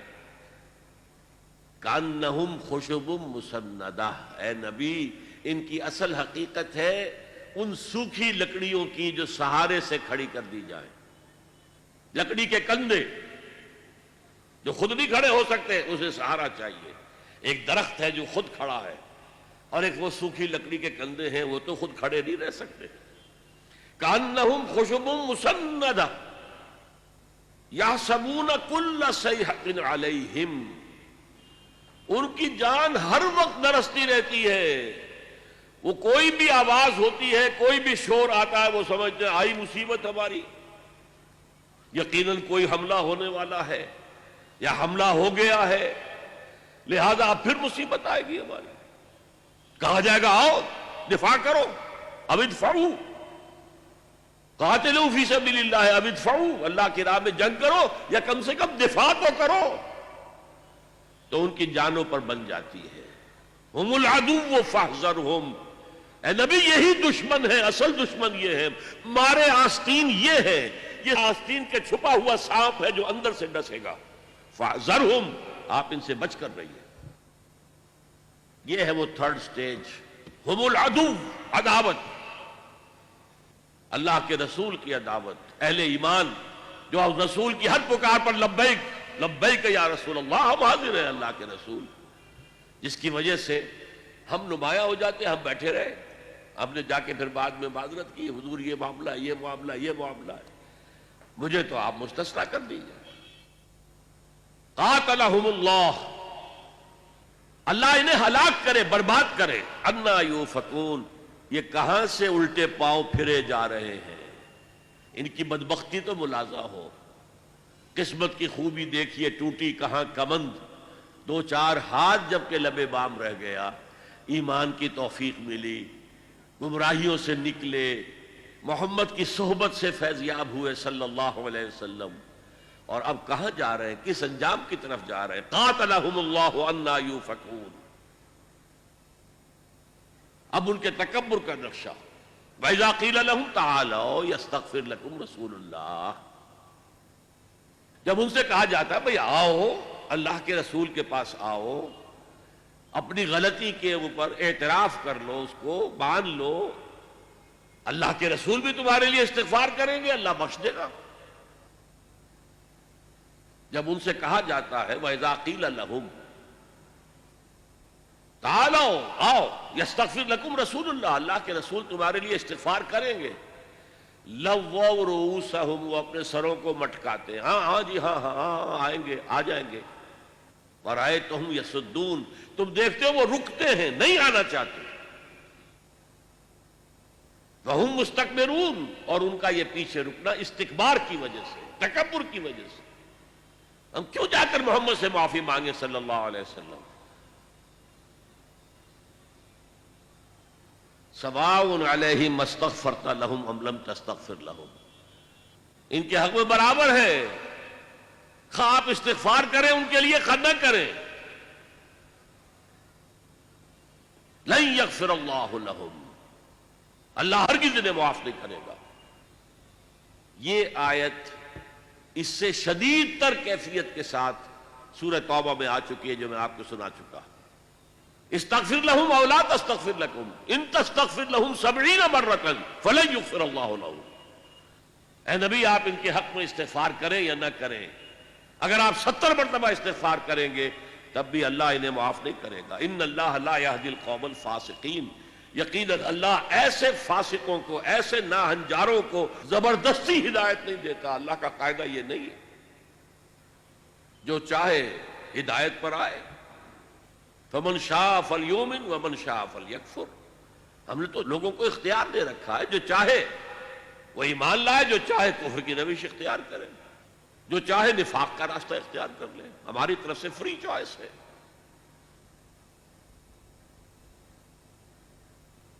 اب اس کے بعد ایک واقعہ بیان ہو رہا ہے، اور یہ اصل میں اس سے ایک اندازہ ہوگا کہ یہ منافقت کہاں تک پہنچا دیتی تھی. حضور غزوہ بنی المستلق سے واپس تشریف لا رہے تھے. اسی سفر میں وہ واقعہ پیش آیا کہ حضرت عائشہ کا ہار گر گیا. اس کو تلاش کرنے کے لیے آپ دوبارہ گئیں، رفع حاجت کے لیے گئی تھی، وہاں کہیں گر گیا. تلاش کرنے کے لیے گئی تو قافلہ چل پڑا. وہ ایک لمبا واقعہ ہے جس پر کہ عبداللہ ابن ابی نے شور مچا دیا، تہمت لگائی زنا کی. اسی سفر میں ایک واقعہ یہ پیش آ گیا. ایک جگہ پڑاؤ تھا، پاس کنواں تھا، وہاں سے پانی کھینچ رہے تھے. حضرت عمر کے غلام تھے جہجہ، ان کے اور ایک انصاری صحابی کے درمیان کچھ تو میں ہو گئی. یہ تو ہمیشہ ان کے ہاں پہلے تو ہوتا ہی تھا، کہیں پانی پینے پلانے پہ جھگڑا اور کہیں گھوڑا آگے بڑھانے پہ جھگڑا، جھگڑا رہتا تھا. وہ کوئی پرانی عادت عود کر آئی، جھگڑا ہو گیا. اب جہجہ نے دہائی دی مہاجرین، وہ کچھ لوگ آ گئے. ادھر سے اس انصاری نے انصار کو بلایا، یا معاشر انصار، ایک گروہ ادھر ایک گروہ ادھر. اور اندیشہ تھا کہ کہیں خانہ جنگی نہ ہو جائے.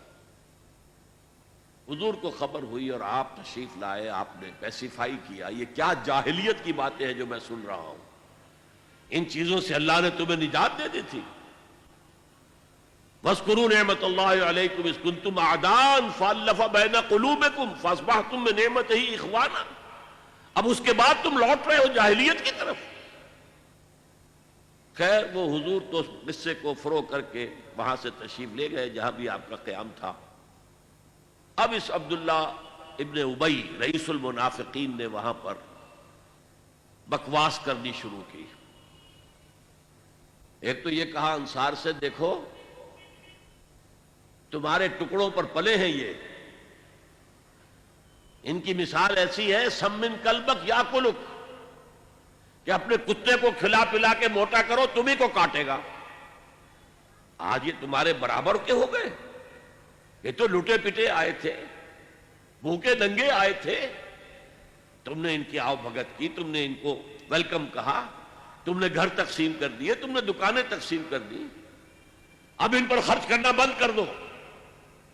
یہ سب دودھ پینے والے مجنو ہیں، جب انہیں کچھ نہیں ملے گا منتشر ہو جائیں گے۔ لَلْفَضُّ مِنْ حَوْلِكَ۔ ایک تو یہ بات کہی، اور ایک یہ کہا اب جب مدینے واپس لوٹنا ہو جائے گا، ابھی تو چونکہ راستے میں ہے، تو لازماً جو عزت والے ہیں وہ ان ذلیلوں کو نکال باہر کریں گے، اب ہم نے مزید مدینے کے اندر برداشت نہیں کریں گے۔ وہاں پر ایک نوجوان ٹین ایجر بھی موجود تھا، اس نے آ کر حضور کو خبر دی عبداللہ ابن ابی نے یہ کہا ہے، یہ کہا ہے، یہ کہا ہے۔ حضور نے بلا کر جواب طلبی کی تو صاف انکار کر دیا، قسمیں کھا گیا، میں نے کہا ہی نہیں۔ آپ اس چھوکرے کی بات پر اعتماد کر رہے ہیں، اس بچے کی بات پر مجھ سے آپ ایکسپلینیشن کال کر رہے ہیں۔ بعد میں یہ آیات نازل ہوئی تو حضور نے فرمایا لڑکے کے کان سچے تھے، لڑکے نے جو سنا تھا وہ سچ تھا، اس لیے کہ وہی آ گئی، وہی نے تصدیق کر دی۔ وہ کیا ہے اب پڑھیے، ہم الذین یقولون لا تنفقوا علی من عند رسول اللہ حتی ینفضوا، یہی ہے وہ لوگ جو کہتے ہیں مت خرچ کرو ان لوگوں پر جو اللہ کے رسول کے ساتھ ہیں، یہاں تک کہ منتشر ہو جائیں گے۔ دیکھنا ان بستیوں کو تم کے ویراں ہو گئی، یہ بھیڑ چھٹ جائے گی، تم ان کی ضیافت کرتے ہو، کھلاتے ہو، پلاتے ہو، سب من کلبت یا کلو۔ لا تنفقوا علی من عند رسول اللہ، مت خرچ کرو، مت انفاق کرو ان پر کہ جو اللہ کے رسول کے ساتھ ہے، حتی ینفضوا، یہاں تک کہ یہ بھیڑ چھڑ جائے، چلے جائیں گے سب چھوڑ کر۔ وَلِلَّهِ خَزَائِنُ السَّمَاوَاتِ وَالْأَرْضِ، اللہ کا تبصرہ کیا آیا، حالانکہ اللہ ہی کی ملکیت میں ہے تمام خزانے آسمانوں کے اور زمین کے۔ وَلَكِنَّ الْمُنَافِقِينَ لَا يَفْقَهُونَ، لیکن ان منافقوں کو فہم اور تفقہ حاصل نہیں، جانتے نہیں۔ اگر ان کے پاس ایمان حقیقی ہوتا تو وہ جانتے کہ اللہ کے خزانوں میں کہیں کوئی کمی نہیں ہے۔ وَلَكِنَّ الْمُنَافِقِينَ لَا يَفْقَهُونَ۔ اور دوسرا جملہ آ گیا، يَقُولُونَ لَئِن رَجَعْنَا إِلَى الْمَدِينَةِ لَيُخْرِجَنَّ الْأَعَزُّ مِنْهَا الْأَذَلَّ۔ اس نے یہ بھی کہا تھا، یہ کہتے ہیں کہ اگر ہم پہنچ گئے مدینے واپس، لَئِن رَجَعْنَا إِلَى الْمَدِينَةِ لَيُخْرِجَنَّ الْأَعَزُّ مِنْهَا الْأَذَلَّ، تو جو عزت والے ہیں، زیادہ عزت والے، اعز افعل التفضیل پر، کبیر سے اکبر، صغیر سے اصغر، عزیز سے اعز، اعزز ہے اصل میں، اکبر کے وزن پر، اصغر کے وزن پر، لیکن دو زے مل گئی، اعز۔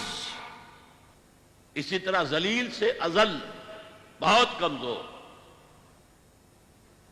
یہاں اصل میں ترجمے میں تھوڑی سی احتیاط کرنی چاہیے۔ عربی زبان میں ذلیل کے معنی وہ نہیں ہے جو ہماری زبان میں ہے۔ عربی زبان میں ذلیل کہتے ہیں صرف کمزور کو،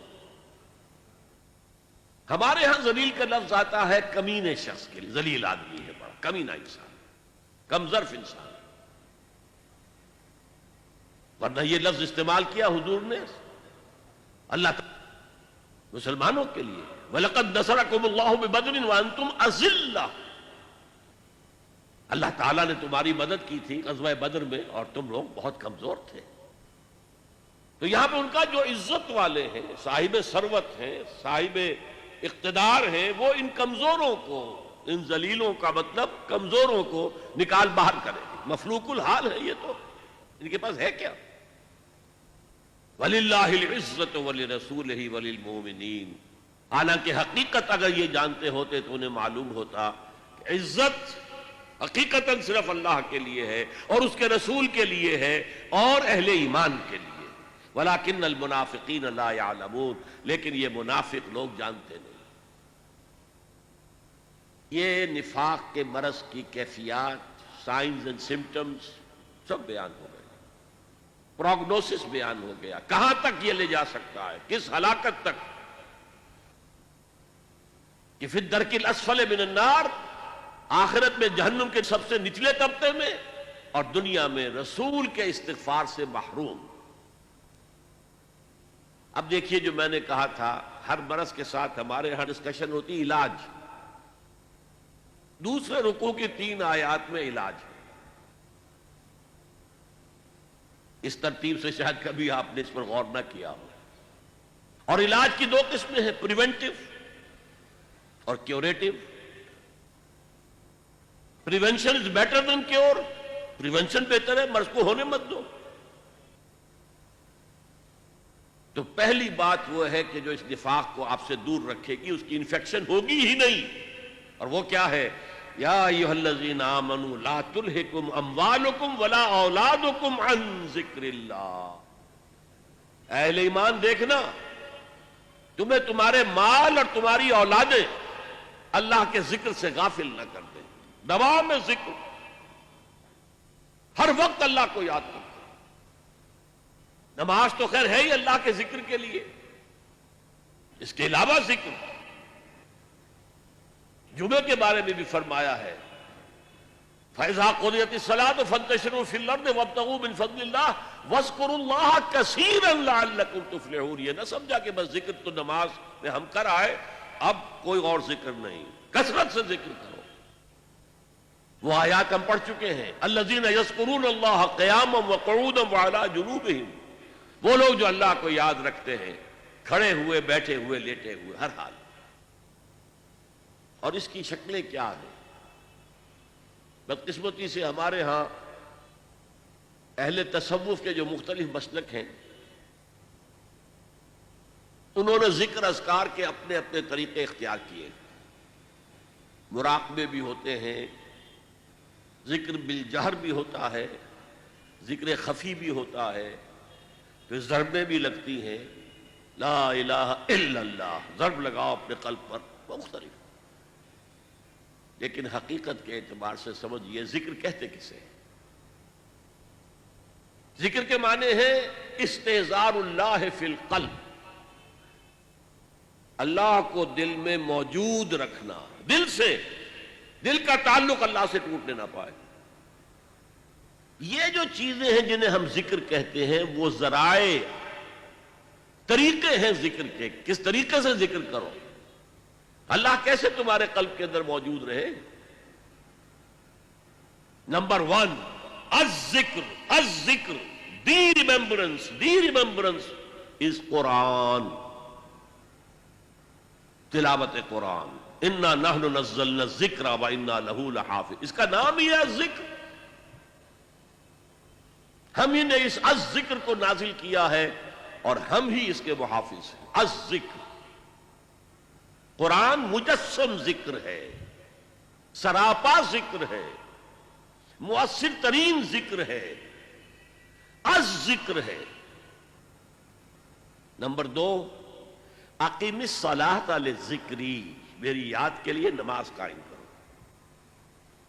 5 دفعہ اپنے معمولات سے نکلو. صبح بستر سے اٹھو فجر کے وقت اور اللہ کو یاد کرو، مجھے یاد کرو. اور یہ نماز ہے، یہ ایک طرح کا جامع ذکر ہے. آپ زبان سے بھی ذکر کر رہے ہیں، سورہ فاتحہ پڑھ رہے ہیں، آپ قرآن مجید کا بھی کچھ حصہ پڑھ رہے ہیں یا سن رہے ہیں فجر کی نماز میں، جسے کہا ہی گیا ہے قرآن الفجر. اقم الصلاۃ لدلوک الشمس الی غسق اللیل وقرآن الفجر. نماز کو قائم رکھا کرو سورج کے ذرا ڈھلنے سے لے کر رات کے تاریک ہو جانے تک. اور خاص صبح کے وقت قرآن کا پڑھنا، یعنی فجر کی نماز میں طویل قرات ہونی چاہیے، طویل قرات۔ کم سے کم حضور کا جو معمول سامنے آتا ہے وہ 5 رکوع، 3 رکوع پہلی رکعت میں، 2 دوسری میں۔ جمعے کے روز سورہ سجدہ، الف لام میم السجدہ، سورہ سجدہ 3 رکوع پہلی رکعت میں، اور سورۃ الدہر 2 رکوع دوسری سورت میں۔ باقی نمازوں میں مغرب میں عشاء میں آپ کم پڑھیں۔ اور حکمت کیا رکھی ہے؟ سورج کے ڈھلکنے کے بعد سے لے کر یہ رات تک تو گویا کہ نماز ہی ہے، نماز ہی ہے۔ آپ نکلے، آئے پھر گئے۔ سردیوں میں تو معلوم ہوتا ہے کہ بس پھیرا لگ رہا ہے، ظہر پڑھ کر تھوڑا سا وقت گزرا ہے عصر آ گئی، عصر پڑھ کر تھوڑا سا وقت گزرا مغرب آ گئی، پھر تھوڑی دیر کے بعد عشاء آ گئی۔ اقم الصلاۃ لدلوک الشمس الی غسق اللیل وقرآن الفجر۔ لیکن یہ کس لیے ہے؟ اقم الصلاۃ لذکری۔ اس میں عرض کر رہا تھا جامع ہے، زبان بھی ذکر کر رہی ہے، اللہ اکبر، سبحان ربی العظیم، سبحان ربی الاعلی، اور جسم بھی ذکر کر رہا ہے۔ آپ کھڑے ہیں جھک کر قنوت، پھر آپ رکوع میں گئے ہیں، آپ کے ذکر کے ساتھ آپ کا جسم بھی اللہ کے سامنے جھک رہا ہے، پھر اس کی فائنل شکل سجدہ۔ اور حضور نے فرمایا ہے اقرب ما یکون العبد الی اللہ فی السجود، انسان قریب ترین جو اللہ سے ہوتا ہے وہ سجدے کی حالت میں ہوتا ہے، کیونکہ انسان میں اصل چیز کیا؟ تکبر۔ اور سجدہ کیا ہے؟ پیشانی آپ نے زمین پر ٹکا دی تو تکبر کی نفی ہو گئی، اگر ہمیں کوئی احساس ہو۔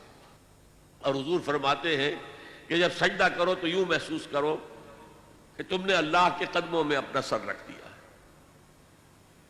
اور حفیظ جالندری کا ایک بڑا پیارا شعر ہے، سرکشی نے کر دیے دھندلے نقوش بندگی۔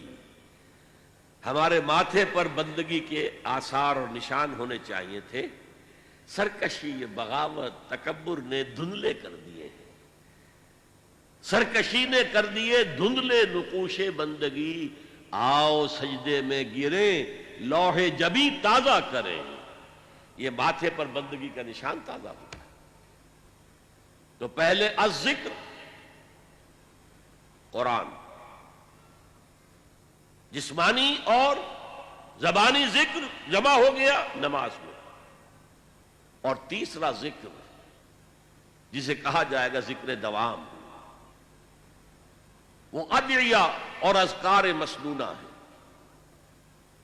رات کو سوئیں تو یہ دعا مانگیں، بسمک اموت واحیا،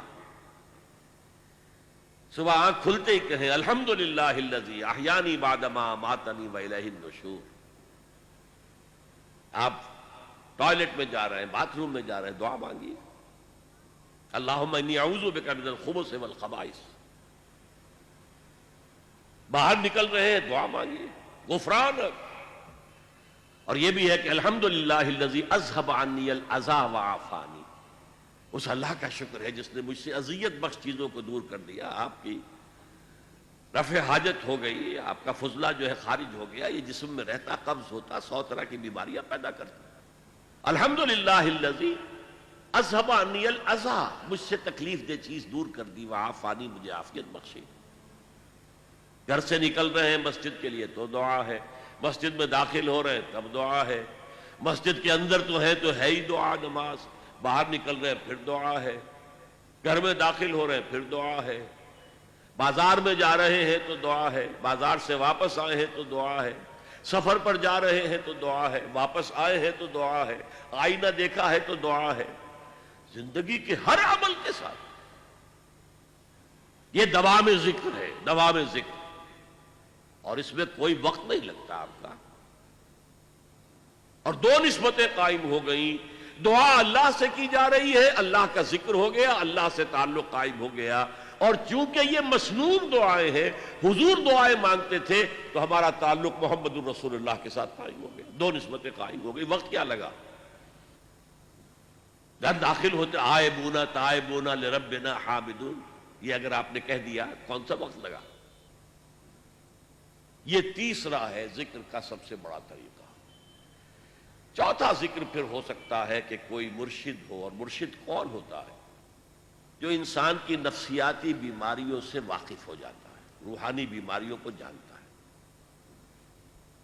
جیسے آپ کسی ڈاکٹر کے پاس جاتے ہیں، طبیب کے پاس، وہ آپ کی تشخیص کرتا ہے آپ کا کون سا عضو جو ہے اس میں خرابی آئی ہے۔ اسی طرح ایک ماہر روحانی یا نفسیاتی معالج جو ہے وہ سوچے گا اور دیکھے گا کہ آپ کا مرض کیا ہے۔ آپ میں حب دولت زیادہ ہے، اس کی فرسٹریشن ہے، یا حب شہرت تھی اور وہ نہیں مل رہی ہے تو فرسٹریشن ہے، کیا چیز ہے آپ کی؟ اور اس کے حوالے سے ذکر تجویز کرے گا، تم فلاں آیت جو ہے وہ پڑھتے رہا کرو۔ یہ ہے پی پی۔ جیسے ہر مریض کی تشخیص علیحدہ ہے، اس کا ذکر علیحدہ ہے۔ ایک ماہر امراض روحانی سجیسٹ کرے۔ اب اس کو پھر ہمارے صوفیہ نے باقاعدہ نظام بنا دیا ہے، یہ اس مسلک کا طریقہ ذکر ہے، یہ اس کا، ان کے لیے کوئی ثبوت نہیں، نہ قرآن سے نہ حدیث سے۔ تو فرمایا یا ایھا الذین آمنوا لا تلہکم اموالکم ولا اولادکم عن ذکر اللہ۔ اہل ایمان دیکھنا غافل نہ کرنے پائیں تمہیں تمہاری اموال اور تمہاری اولاد اللہ کے ذکر سے۔ دوام ذکر ہے تو نفاق قریب نہیں آئے گا۔ آپ کو معلوم ہے کہ جسم کمزور ہو جاتا ہے، جسم کا دفاعی نظام جو ہے کمزور ہو جاتا ہے، تب بیکٹیریا آپ پر حملہ آور ہو سکتے ہیں، ورنہ ریزسٹنس ہے اندر تو چاہے بیکٹیریا کتنے ہی ہوں آپ پر حملہ آور نہیں ہو سکتے۔ یہ ایچ آئی وی جو چل رہا ہے وہ ڈیفنس میکینزم ختم ہو جاتا ہے۔ ایڈز میں ہوتا کیا ہے؟ ریزسٹنس جو نیچرل نظام اللہ نے بنا رکھا ہے بیماریوں کے خلاف، خاص طور پر جراثیمی بیماریاں، ان کے خلاف ڈیفنس میکینزم میں وہ شیٹر ہو جاتا ہے۔ تو اصل میں یہ ڈیفنس ہے، دوام ذکر، یہ پریونٹیو ہے، اس سے آپ کے قریب جو ہے نفاق نہیں آ سکے گا۔ وَمَن يَفْعَلْ ذَلِكَ، اور جس نے یہ کیا کہ مال اور اولاد کی محبت میں منہمک ہو گیا، ذکر الہی سے غافل ہو گیا، فَأُولَٰئِكَ هُمُ الْخَاسِرُونَ، تو وہی ہیں جو خسارے میں رہیں گے، گھاٹے میں رہیں گے، ٹوٹے میں رہیں گے، نقصان میں رہیں گے۔ اس لیے کہ اگر دل غافل ہوا تو پھر نفاق ڈیرا ڈال لے گا۔ حضور فرماتے ہیں کہ جب انسان غافل ہوتا ہے تو شیطان اپنی تھوتنی، یہ تھوتنی جو ہے سور کے منہ کو کہتے ہیں تھوتنی، تو شیطان اپنی تھوتنی جو ہے وہ انسان کے دل پر لگا دیتا ہے اور پھونکے مارتا ہے۔ اس پھونکے مارنے سے جو سفلی جذبات ہیں، جو انسان کے اندر حیوانی تقاضے، وہ خوب اچھلتے ہیں، ان میں ایکسائٹمنٹ ہوتی ہے۔ لیکن جب اللہ کا ذکر موجود ہو دل میں، شیطان بھاگ جاتا ہے۔ تو دل غافل نہ ہو، ذکر الہی دوام، اور اس کا میں نے ذریعے آپ کو بتا دیے۔ قرآن کی تلاوت سب سے بڑا ذکر، نماز سب سے جامع ذکر، اور اس کے بعد ادعیہ معصورہ اور اذکار مسنونہ، یہ دوام ذکر کا ذریعہ۔ ہر کام کے ساتھ آپ کپڑے پہن رہے ہیں، نئے کپڑے پہنے، دعا ہے۔ زندگی کا کوئی فعل، یہاں تک کہ اپنی بیوی سے ہم بستر ہو رہے ہیں تو دعا ہے۔ خالص حیوانی تقاضا پورا کرنے چلے، دعا ہے پہلے۔ یہ دوام ذکر کا ذریعہ ہے۔ یا ایھا الذین آمنوا لا تلہکم اموالکم ولا اولادکم عن ذکر اللہ ومن یفعل ذلک فاولئک ھم الخاسرون۔ اور یہاں وہ آیت پھر میں آج آپ کو کوٹ کر دوں، آیت نمبر 24 سورہ توبہ کی۔ قُلْ إِنْ كَانَ آبَاؤُكُمْ وَأَبْنَاؤُكُمْ وَإِخْوَانُكُمْ وَأَزْوَاجُكُمْ وَعَشِيرَتُكُمْ وَأَمْوَالٌ اقْتَرَفْتُمُوهَا وَتِجَارَةٌ تَخْشَوْنَ كَسَادَهَا وَمَسَاكِنُ تَرْضَوْنَهَا أَحَبَّ إِلَيْكُم مِّنَ اللَّهِ وَرَسُولِهِ وَجِهَادٍ فِي سَبِيلِهِ فَتَرَبَّصُوا حَتَّىٰ يَأْتِيَ اللَّهُ بِأَمْرِهِ وَاللَّهُ لَا يَهْدِي الْقَوْمَ الْفَاسِقِينَ۔ اے نبی ان سے کہہ دیجئے، اگر ہوں تمہارے باپ اور تمہارے بیٹے اور تمہارے بھائی اور تمہاری بیویاں یا بیویوں کے لیے شوہر اور تمہارے رشتہ دار اقربا، یہ 5 رشتے اور 3 شکلیں مال کی۔ وَأَمْوَالٌ اقْتَرَفْتُمُوهَا، وہ مال جو تم نے محنت سے کما کر جمع کیے، وَتِجَارَةٌ تَخْشَوْنَ كَسَادَهَا، اور وہ کاروبار بڑی محنت سے جمایا ہے اور اس کے کساد کا، مندے کا تمہیں اندیشہ رہتا ہے۔ وَمَسَاكِنُ تَرْضَوْنَهَا، اور وہ تمہارے محل یا تمہاری حویلیاں اور کوٹھیاں یا تمہارے مکان جو تمہیں بہت محبوب ہیں۔ اگر یہ 8 چیزیں زیادہ محبوب ہے تمہیں اللہ سے اور اس کے رسول سے اور اللہ کے راہ میں جہاد سے، فتربصوا، جاؤ بیٹھو انتظار کرو یہاں تک کہ اللہ اپنا فیصلہ سنا دے، حتی یاتی اللہ بامرہ واللہ لا یہدی القوم الفاسقین۔ اللہ ایسے فاسقوں کو، ایسے ناہنجاروں کو، ایسے سرکشوں کو زبردستی ہدایت نہیں دیتا۔ زبردستی ہدایت دینی ہوتی تو پوری نوع انسانی کو آنے واحد میں اللہ ہدایت دے دے۔ اب دیکھیے دوسرا پہلو، اگر یہ چھوت لگ ہی گئی تو کیا؟ ٹی بی کی انفیکشن ہوئی گئی ہے تو علاج کریں گے نا۔ اب کیوریٹو ٹریٹمنٹ کیا ہے؟ اور یہاں بڑا خوبصورت جو ہے صنعت لفظی، نفاق کا علاج انفاق۔ انفاق کے معنی خرچ کرنا۔ یہ لفظ جب آتی ہے سراس مجرد سے، نفقہ، اس کے معنی کوئی شے ختم ہو گئی، مر گئی، کھپ گئی، صرف ہو گئی۔ نفقت الدراہم، پیسے ختم ہو گئے، مک گئے۔ نفق الفرس، گھوڑا مر گیا۔ اس سے انفاق بنا، خرچ کرو، لگا دو، کھپا دو، صرف کر دو۔ اگر نفاق کی چھوت لگ گئی ہے تو کیوں لگی ہے؟ تمہیں دنیا کی محبت تمہارے دل پر غالب آ گئی ہے۔ یہ مال و دولت دنیا، یہ رشتہ و پیوند، بتانے وہم و گما، لا الہ الا اللہ۔ لہذا اب علاج بالضد، اپوزٹ کے ذریعے سے علاج کرو۔ مال محبوب ہے، نکالو، دو۔ انفاق از دی ٹریٹمنٹ، کیوریٹو ٹریٹمنٹ۔ زیادہ سے زیادہ دو، زیادہ سے زیادہ دو، زیادہ سے زیادہ دو، نکالو۔ اس سے تمہارے دل میں جو چھوت لگ گئی تھی نفاق کی، میں نے بتایا نا کہ یہ صنعت لفظی نفاق، نفاق بنا ہے نفقن سے، جس کے معنی ہے سرنگ، یا نافقہ، گوہ کا بل جس کے 2 منہ ہوتے ہیں، اس سے بنا ہے نفاق اور منافقت۔ جیسے جہاد اور مجاہدہ، قتال اور مقاتلہ، اسی طرح نفاق اور منافقت یا منافقہ، عربی میں منافقہ کہیں گے، منافقت نہیں کہیں۔ تو یہ کیا ہے؟ یہ جان و مال بچا کر رکھنا، اس کی محبت کی وجہ سے۔ اللہ کی راہ میں نہ مال خرچ کرنے کی توفیق اور نہ جان دینے کے لیے تیار۔ اب اس کا علاج کیا ہے؟ اصل میں حب دنیا کا سب سے بڑا سمبل جو ہے وہ حب مال ہے۔ اس حب مال کو نکالو اپنے دلوں سے، نکالو اپنے دلوں سے، نکالو اپنے دلوں سے۔ فَأَنفِقُوا مِمَّا رَزَقْنَاكُمْ، خرچ کرو، خرچ کرو، خرچ کرو ان میں سے، سب چیزوں میں سے جو ہم نے تمہیں دی ہیں۔ من قبل ان یأتی احدکم الموت، اس سے پہلے کہ تم میں سے کسی کی موت کا وقت آن کھڑا ہو، موت سرہانے آ کر کھڑی ہو جائے۔ جب آدمی کو پتہ چلتا ہے کہ اب تو دنیا سے روانگی ہے، تب کہتا ہے جی سب اللہ کی راہ میں دے دو، مجھے تھوڑی سی اور وقفہ دے دو، میں سب دولت دے دوں گا۔ من قبل ان یاتی احدکم الموت فیقول، اور وہ یہ کہے اس وقت، رب لولا اخرتنی الی اجل قریب، اے اللہ کیوں نہ تو مجھے ذرا تھوڑی سی اور مہلت دے دے، فاصدق، تو میں سب صدقہ کر دوں گا، واکن من الصالحین، اور میں نیکوکاروں میں سے ہو جاؤں گا۔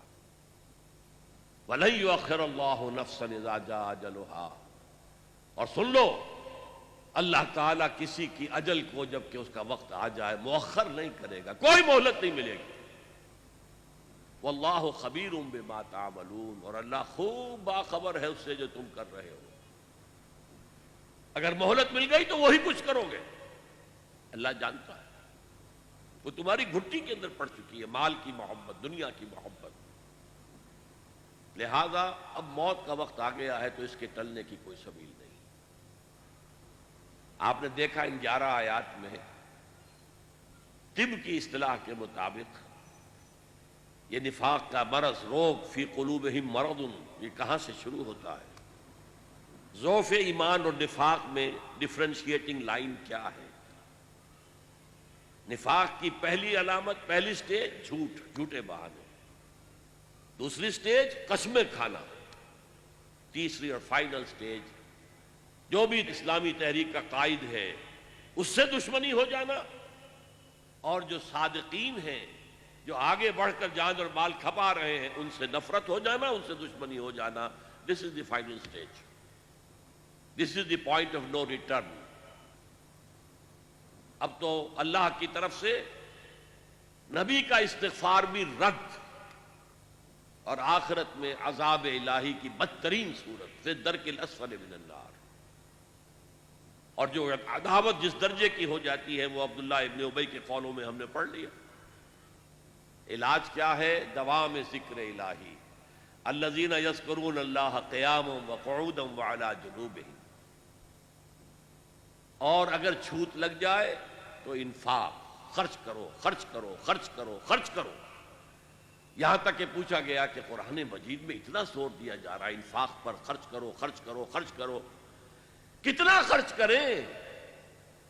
فرمایا گیا یسألونک ماذا ينفقون قل العفو، جو بھی تمہاری ضرورت سے زیادہ ہے دے ڈالو۔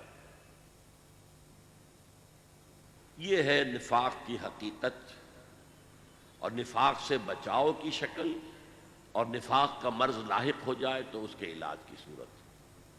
اللہ تعالی ہمیں اس نفاق سے پاک کرے۔ ایک غلطی مت کیجیے گا، مسلمان بے عمل ہو کبھی اسے منافق نہ کہیے گا۔ کسی کو ہم منافق قرار نہیں دے سکتے۔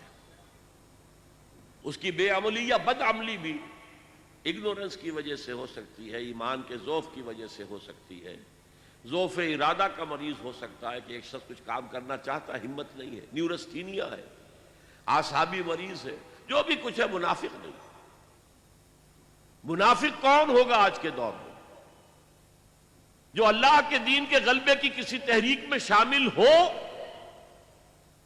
اور پھر جب ڈسپلن کے تقاضے آئے اور جب جان اور مال کے خرچ کرنے کے تقاضے آئے تو پیچھے ہٹنا شروع کرے۔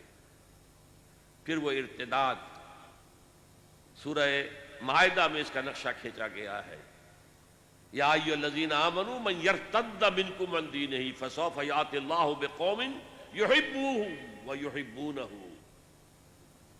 اے اہل ایمان، اگر تم نے پسپائی اختیار کی اپنے دین سے تو اللہ تمہیں ہٹا کر اور قوم لے آئے گا جس سے وہ محبت کرے گا اور وہ اس سے محبت کرے گا۔ تو اللہ تعالیٰ سے دعا کیجئے، اللہم طہر قلوبنا من النفاق، اے اللہ ہمارے دلوں کو نفاق سے پاک کر دے۔ اللہم ربنا لا تجعلنا من المنافقین، اے اللہ ہمیں منافقوں میں شامل نہ کیجو۔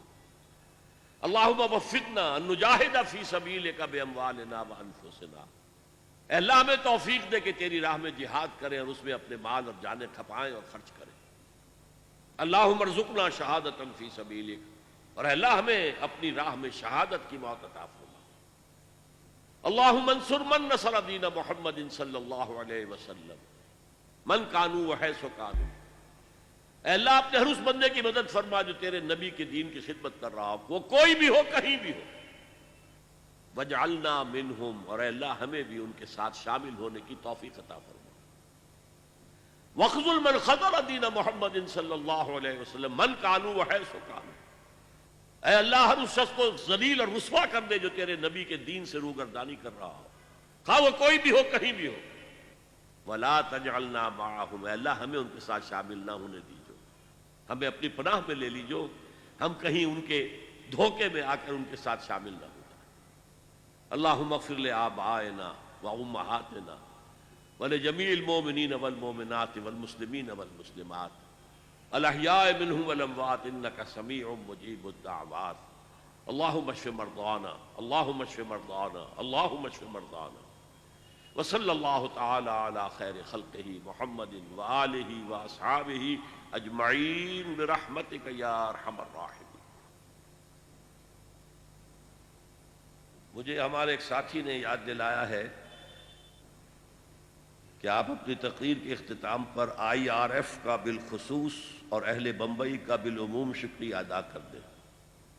واقعہ صحیح مجھے یاد دہانی کی گئی ہے، جتنا اہتمام کیا ہے IRF نے میرے لیے، اور جس کی بدولت آپ لوگ یہاں اتنی کثیر تعداد میں جمع ہیں، اس کے لیے میں ان کا ممنون ہوں۔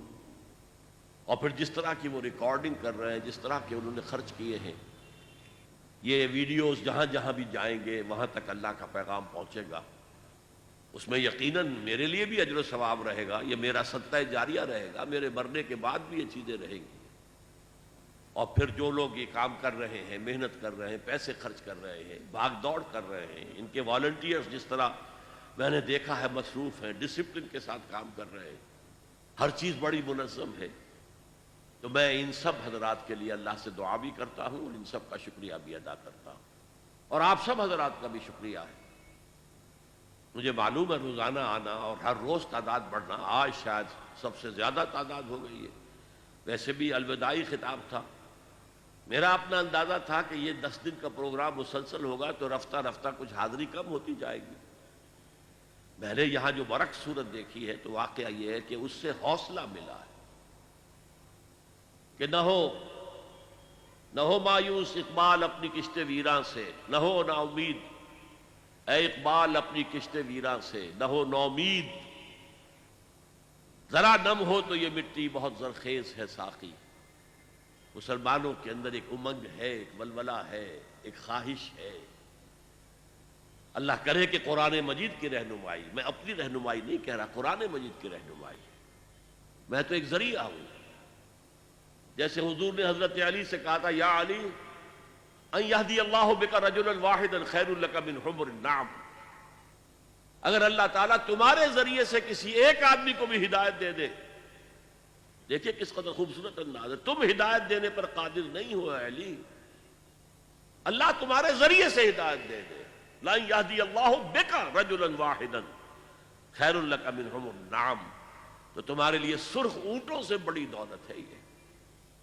تو اللہ تعالیٰ میرے اس بیان القرآن کے ذریعے سے، قرآن مجید کی تشریح و توضیح کے ذریعے سے، حقائق قرآنی کو خطابات کے ذریعے سے جو عام کرنے کی مجھے توفیق دے رہا ہے، تو میں اسے اپنے حق میں بھی اللہ کا فضل اور کرم سمجھتا ہوں، اور جہاں جہاں تک بھی اس کا اثر و نفوذ پہنچے گا، میرا اللہ تعالیٰ کی طرف یہ کلیم رہے گا کہ اللہ مجھے اس کے ثواب میں سے اجر کا میرا جو ہے حصہ ملتے رہنا چاہیے، اور آپ میں سے جو بھی اس کے اندر لگ جائے گا، کھپ جائے گا، اس کا اجر محفوظ ہوگا، اس کے اجر میں کوئی کمی نہیں ہوگی، بغیر ان ينتقص من اجرہ شیء۔